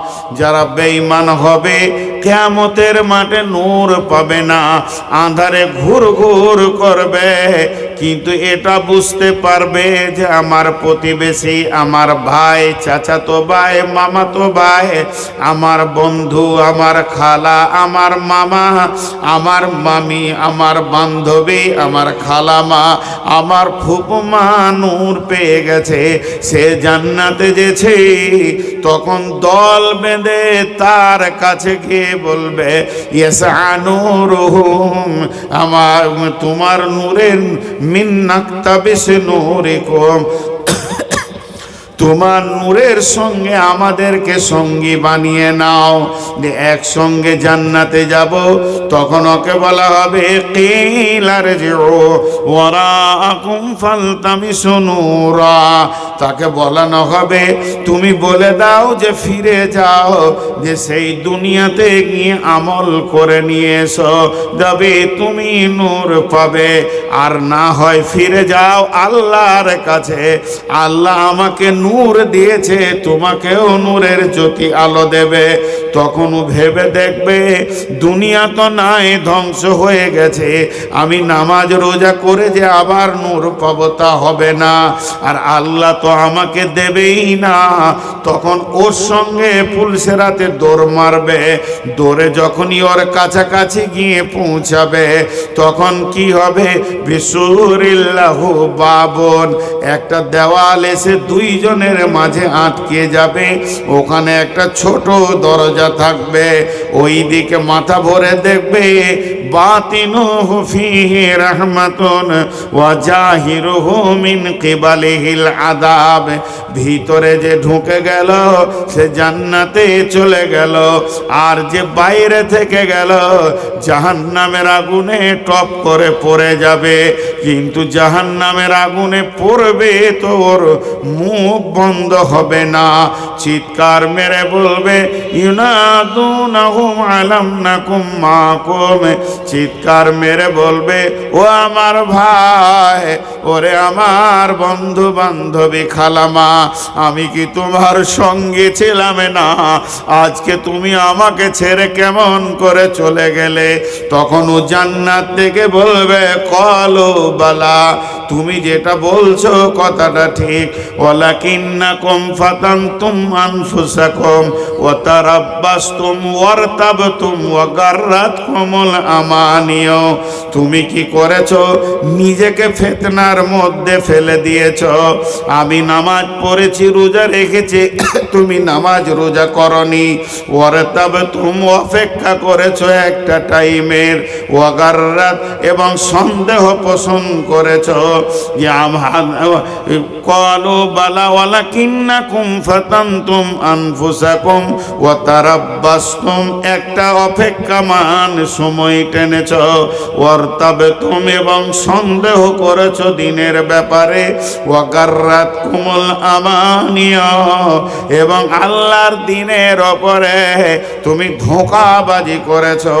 হাত্তা জা আমরুল্লাহ, এমন সময় আল্লাহ চিৎকার মেরে বলবেন ওয়া গাররাকুম বিল্লাহিল গারর, যে আল্লাহর সঙ্গে বেঈমানি ধোঁকাবাজি করে আমি রব তার সঙ্গে ধোঁকা খেলি। তো কিয়ামতের মাঠে প্রথম যেটা প্রয়োজন সেটা হচ্ছে নূর, আলো। এই নূর কে পাবে? নবীজি বলেছেন as-সালাত নূরুন ওয়াল কালামুল্লাহ বুরহানুন, as-সালাত নূরুন ওয়াল কালামুল্লাহ বুরহানুন। নামাজ হচ্ছে নূরের জ্যোতি, আর আল্লাহর কালাম হলো তার দলিল। নামাজ এমন একটা জিনিস, সালাত এমন একটা জিনিস, আপনার কবরে জ্যোতি, হাসরে জ্যোতি, পুলসেরাতে জ্যোতি, কিয়ামতের মাঠে জ্যোতি। যে ভাইয়েরা আমার, মা বোনেরা আমার, যতক্ষণ পর্যন্ত মানুষ জান্নাতে না যাবে ততক্ষণ পর্যন্ত কোনো নিয়ামত, ভালো জিনিস পাবে না।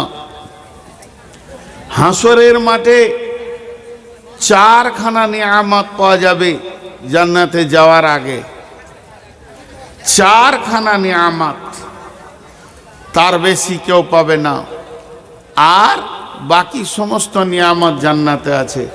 তার মধ্যে একটা হলো এই যে নূর, জ্যোতি, আল্লাহ কিয়ামতের মাঠে দেবেন। এই জ্যোতিটা এত জ্যোতি, এটা যদি কেউ পেয়ে যায় আর তার কোনো অসুবিধা হবে না। এই নূরের জ্যোতি আল্লাহ তাবারাক ওয়া তাআলা কিয়ামতের মাঠে দেবেন, এক নম্বর। দুই নম্বরে কিয়ামতের মাঠে যেটা আপনার দিলকে আমাকে সান্ত্বনা দিয়ে দেবে। কঠিন কিয়ামতের দিন যত বিপদই হোক না কেন ওই লোকটা শান্তিতে থাকবে।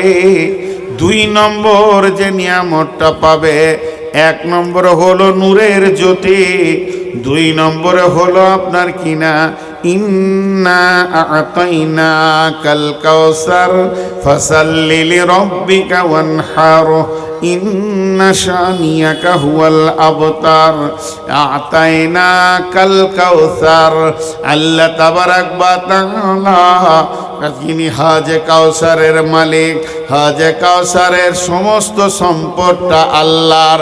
আল্লাহ তাবারাক ওয়া তাআলা তার নবীকে বলছেন নিশ্চয়ই আমি তোমাকে সম্মানী দিয়েছি হাজে কাউসারের পানি।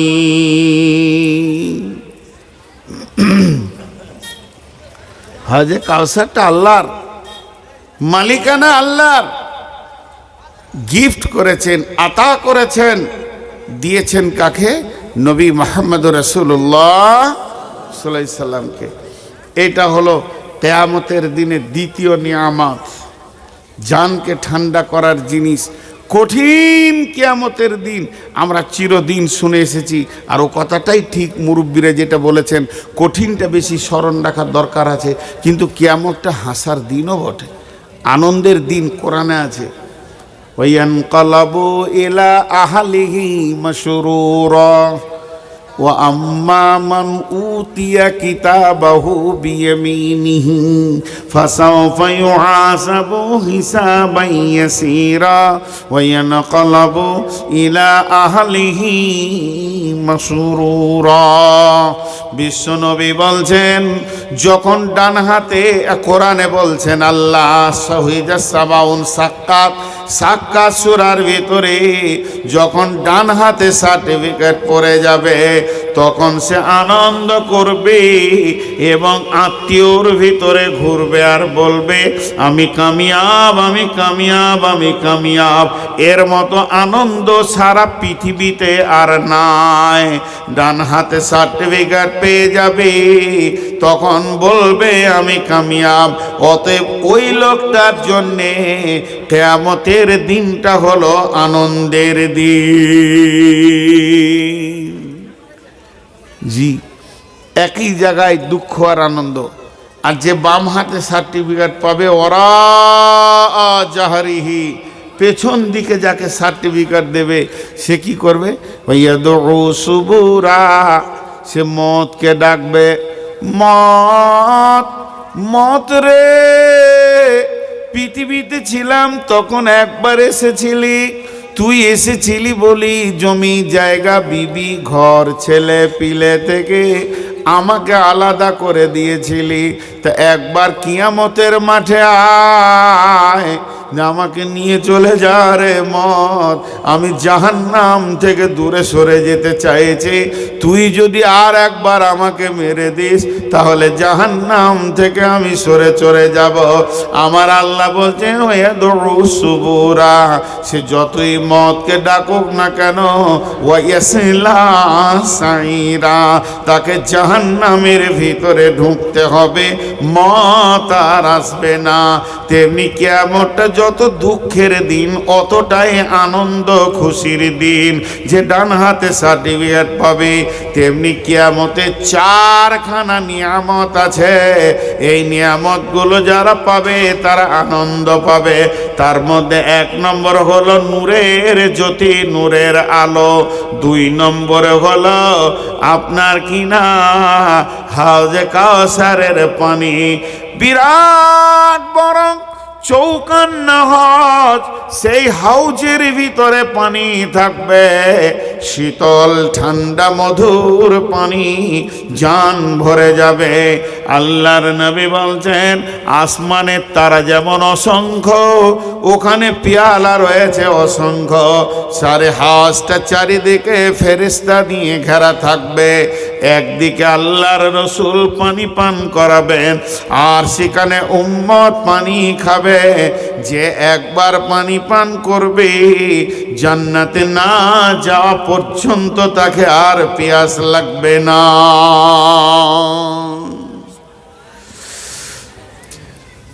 হাজি ভাই, মাহফিলটা যত ছোটই হোক আর বড়ই হোক, একটা কথা বলেন তো, এখানে যে কটা পুরুষ বসে আছেন, মহিলারা চুপ করে শুনুক। আপনারা বলেন, ইহুদিদেরকে কে কে ভালোবাসেন?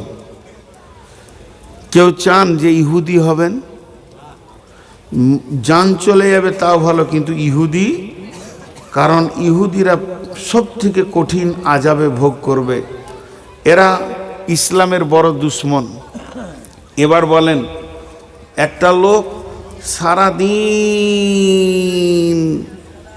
তৃণমূলের মিছিলে ঘুরছে, লিখছে, এলান করছে, আর ওকে যখন ব্যালটটা দেওয়া হলো ভোট মারার জন্য, তুই হাতে মেরেছে। এবার লোকটা কি, তৃণমূল না কংগ্রেস? আসল মালটা কি, তৃণমূল না কংগ্রেস? ও হাতের প্রচার করছে, দেয়ালে লিখছে, কাগজ ছড়াচ্ছে, ঘুরছে। আর ব্যালটটা যখন দেওয়া হয়েছে তো তাড়াতাড়ি কাস্তেতে মেরেছে। মালটা কি জোরে বলেন? কংগ্রেস, সিপিএম। তো বোঝা যাচ্ছে। এখানে মহফিলে বিশেষ করে যুবকদেরকে বলছি, যেগুলো আমার ছেলের বয়সে, আমাদের দাবি আমরা নবী মোহাম্মদের উম্মত, আমাদের দাবি আমরা নবী মোহাম্মদের জন্য জান দিয়ে দিব। আমাদের মুখের দাবিগুলো খুব সুন্দর, কিন্তু মাথার চুলটা ইহুদিদের কাছ থেকে এসেছে। বর্তমান যে কাটছাঁটটা চলছে, এটা কার কাছ থেকে এসেছে? ইহুদির কাছ থেকে। আর ইহুদির লাশও চুরি করতে এসেছিল, ওই রাসূলুল্লাহ সাল্লাল্লাহু আলাইহি সাল্লামের লাশ চুরি করতে এসেছিল ইহুদিরা। এরা কত বড় বেঈমান! বছর 4-5 আগে ধরা খেলো, কাবা শরীফে আগুন জ্বালাতে এসেছিল। তো এ কত বড় বেঈমান যে এরা দিন ইসলামের শত্রু। আর এদের মতো যদি আপনি আমি চুল রাখি, তো কিয়ামতের মাঠে হাজে কাউসারের পানি আল্লাহ রসুল দেবেন? নিজে বলেন তো একবার, বিচারটা আপনার হাতে আমি ছেড়ে দিলাম। কি করে আপনি নবীর উম্মত হয়ে ইহুদিদের সুন্নতটা রাখছেন? কি করে? জি, কি করে রাখছেন? তো এগুলো একটু ভাবতে হবে। কিন্তু বলেন, আচ্ছা এখন তো পাসপোর্ট হচ্ছে অনলাইনে, মোবাইলে ফর্ম ফিল আপ, মোবাইলে সব কিছু ডকুমেন্টস দিয়ে দাও, পুলিশ ডাকবে, একবার দেখা করো, মোবাইলে সব মেরে দাও, পাসপোর্ট চলে আসছে।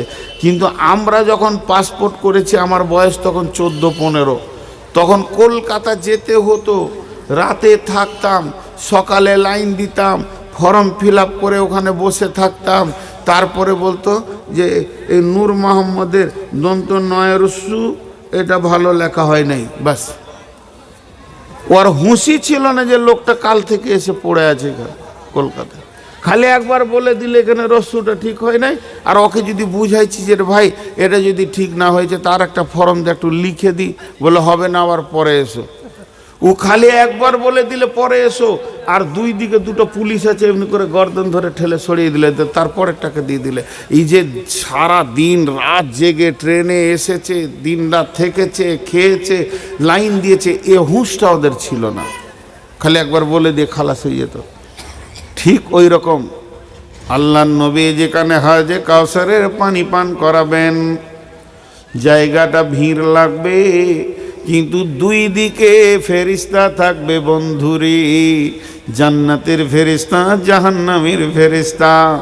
আল্লাহর নবীর কাছে যখন বলবে, ইয়া রাসূলুল্লাহ, আমি আপনার উম্মত, আমাকে পানি দেন, আমি পানি পান করব। বিশ্ব নবী বলবে, উম্মত রে, আল্লাহ আমাকে আজকে এই ডিউটি দিয়েছে, এসো তোমাকে পানি পান করাই। জান্নাতের ফেরেশতা আনন্দেতে বলবে, আহলান সাহলান মারহাবান, তোমার সুসংবাদ, সুস্বাগতম, দয়ার নবী তোমাকে পানি দিয়েছে। আর একবার যদি নবীজি বলেন, সোহকান সোহকান লিমান গাইয়েরা মিন দিনি, সোহকান সোহকান লিমান বাদদালা মিন দিনি, দূর হয়ে যা, তুই আমার দিনকে পরিবর্তন করে দিয়েছিস, দূর হয়ে যা, তুই আমার দিনের বিরুদ্ধে চলেছিস। তখন ওকে আর বলতে দেবে না যে রাসূলুল্লাহ ক্ষমা করে দেন, মাফ করে দেন, ও দয়ার নবী আপনাকে মানতে পারিনি, ক্ষমা করে দেন। যেই নবীজি বলবেন সোহকান সরে যা, সঙ্গে সঙ্গে জাহান্নামের ফেরেশতা ছাপ্পা মারবে। বেঈমান, বহু বেঈমানি করেছো, আর মাস্তানি করতে দিব না, গর্দনটা ধরে নিয়ে গিয়ে জাহান্নামে ফেলবে। বলেন কই রসুল? আজকে আমাদের দুঃখের দিন, সারা ভারতবর্ষের মুসলমানের একটা মসজিদকে শহীদ করে দেয়া হলো, এবং সেখানে শুধু শহীদ হলো না, বেঈমানদের মন্দির প্রতিষ্ঠিত হলো। এটা আমাদের দুঃখের দিন। কিন্তু একটিবার বলেন, কোন দল, বিজেপি না বজরং না শিবসেনা আপনার দাড়িটা চাঁচতে বলেছে? কে বলেছে বলেন? কাকে দোষ দিবেন বলেন? কোন পার্টি আপনার বুকে পিস্তল রেখে হুমকি দিয়েছে, তুই দাড়ি কাট নাইলে তোকে মেরে দিব? বলেন। আজকে বাবরি মসজিদ নিয়ে বুকে দরদ দেখাইছি, আপনার বাড়ির মসজিদটা 5 ওয়াক্ত কে কে যায়?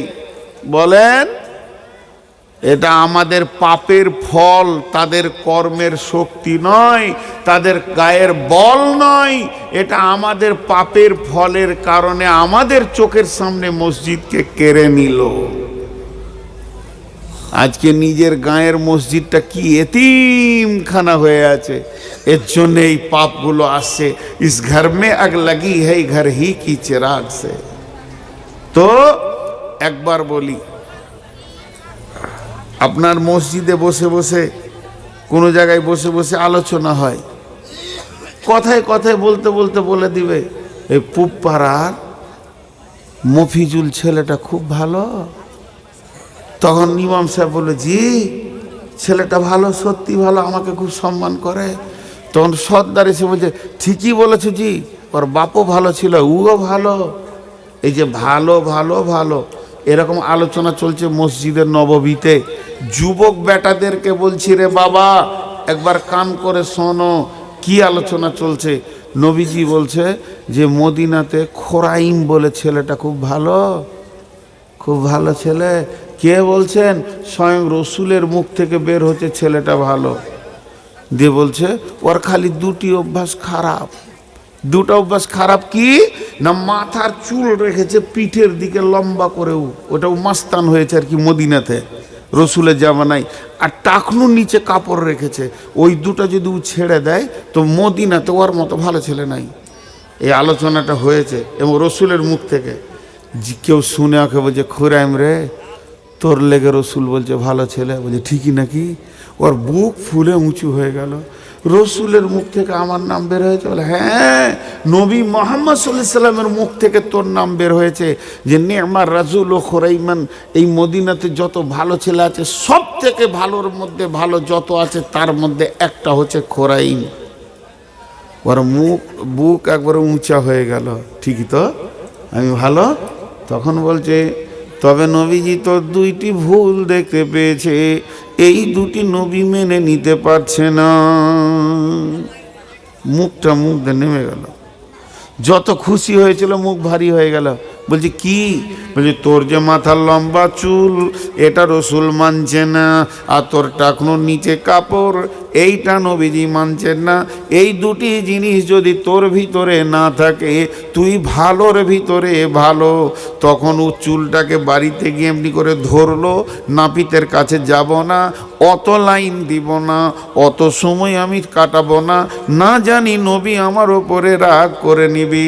তাহলে বাড়িতে গিয়ে একটা বেলেট দিয়ে, চাকু দিয়ে, কাঁচি দিয়ে নিজের চুল নিজে ধরছে আর বলছে, চুল রে তুই আমার নবীকে রাগিয়ে দিয়েছিস, এ চুল আমি আর রাখবো না। পায়জামাকে ধরলো, ফাড় ফাড় করে ফেলে দিল, আর কেটে নিয়ে বাড়তিটাকে ছুঁড়ে ফেলে দিল। তুই আমার নবীকে রাগিয়েছিস, এটা রাখবো না। ওই খোরাইম কিয়ামতের মাঠে হাজে কাউসারের পানি পাবে। ও যুবকের দল সকাল হতে দিব না, বেলেট নিয়ে মাথাকে নাড়া করে ফেলে দিব। ইহুদিদের কেন আমি নিয়ম পালন করব? কারণ কঠিন কিয়ামতের দিনে নবীর হাতে পানি পেতে হবে। তাহলে শুনেলেন ও মা আমার, বোন আমার, যারা পৃথিবীতে রসুলের সুন্নতকে মেনে চলবে, কিয়ামতের মাঠে এসে কি পাবে? হাজে কাউসারের পানি পাবে।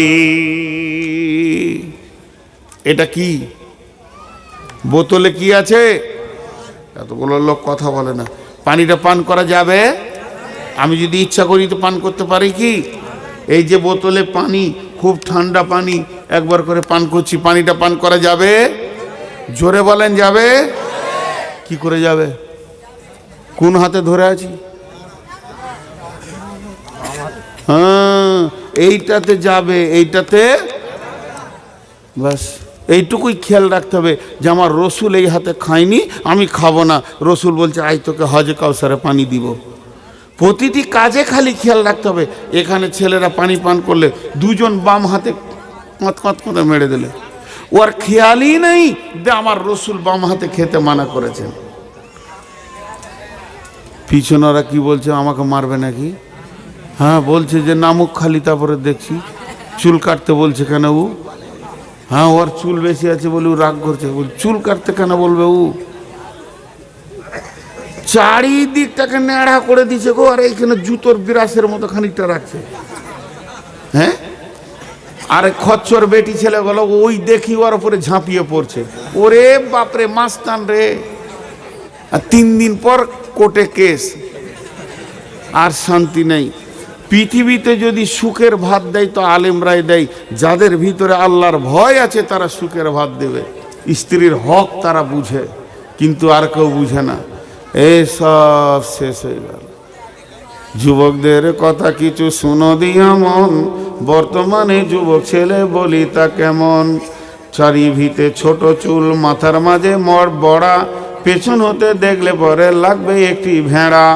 মেয়ে মানুষ হবার মনে সাদ হলো যার, মাথার মাঝে চুল রেখে হলো জানোয়ার। হায় রে খোদা এমন গাধা যুবক ছেলে আজ, সত্য কথা বলবো তবু নাই কই এদের লাজ। তাহলে এই ফুসুর ফুসুর কচুয়ার টাকার কুটকুটুনি উঠে গেছে। হ্যাঁ, খালি আমার সঙ্গে কেন রাগ করে? দূরে হলো তিকলা 10 মিনিটে ছেড়ে দিব। নাম্বার 3, 1 নম্বরে নূর পাওয়া যাবে, 2 নম্বরে হজে কাউসারের পানি পাওয়া যাবে, 3 নম্বরে কঠিন কিয়ামতের দিনে আল্লাহকে দেখতে পাওয়া যাবে। যারা পৃথিবীর বুকে রোজা রাখবে, আমার রব তাদেরকে হাসরের ময়দানে দেখা করতে আসবে। হাজি ভাই, রোজা রাখবো তো ইনশাআল্লাহ? জোরে বলেন ইনশাআল্লাহ। কে কে এবছর সামনের 24 সালে এই যে রমজান আসছে, কে কে রোজা রাখবো না? হাত তুলি। সব রোজা রাখবো। হ্যাঁ,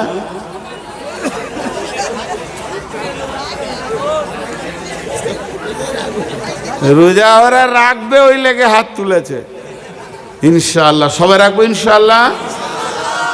কিয়ামতের মাঠে আল্লাহর সঙ্গে সাক্ষাৎ হবে। হারি ভাই, যার হাতে জান্নাত জাহান্নাম যদি বিচারের আগে তার সঙ্গে মোলাকাত হয়, সুযোগ কত ভালো, ঠিক আছে না? 4 নম্বর নিয়ামত, সাবিতুনিজুল্লাহুমুল্লাহু ফি জিল্লিহি ইয়াউমুল লা জিল্লা ইল্লা জিল্লুহু। কঠিন কিয়ামতের মাঠে একটা রহমতের ছায়া থাকবে, সেই ছায়াতে 7 শ্রেণীর লোক স্থান পাবে, যেটাকে আমরা আরশের ছায়া বলি। তাহলে কিয়ামতের মাঠে কটা জিনিস থাকবে নিয়ামত? একটা হলো নূর, আলো, হজ কাউসারের পানি 2, আল্লাহর দিদার 3, আর আরশের রহমতের ছায়া। কটা হলো? 4টা। এই 4টা জিনিস হচ্ছে বড় নিয়ামত। আর রহমতের ছায়াতে কে কে থাকবে? 7 শ্রেণীর লোক থাকবে, 7টা কাউন্টার থাকবে, 7 দিকে মানুষ ঢুকতে পারবে, 7 রকম আমলে ঢুকবে। যার ন্যায় বিচার করেছে, যে যার দিল মসজিদে পড়ে আছে, আর যে আপনার কিনা যৌবনকালটা আল্লাহর রাস্তায় কাটিয়েছে এবং ডান হাতে দান করেছে, বাঁ হাত জানে না, আল্লাহকে ভালোবাসার জন্য বন্ধুত্ব করেছে, আল্লাহর জন্য ছাড়াছাড়ি করেছে। কোনো যুবক যুবতী অপকর্মের জন্য ডেকেছে, সে বলেছে আমি আল্লাহকে ভয় করি। আর 7 নম্বর, গভীর রাত্রিতে উঠে যে চোখের পানি ফেলেছে, এরা সেখানে জায়গা পাবে। অতএব আজকে আমি আপনাদের সামনে সমাপনী দিচ্ছি।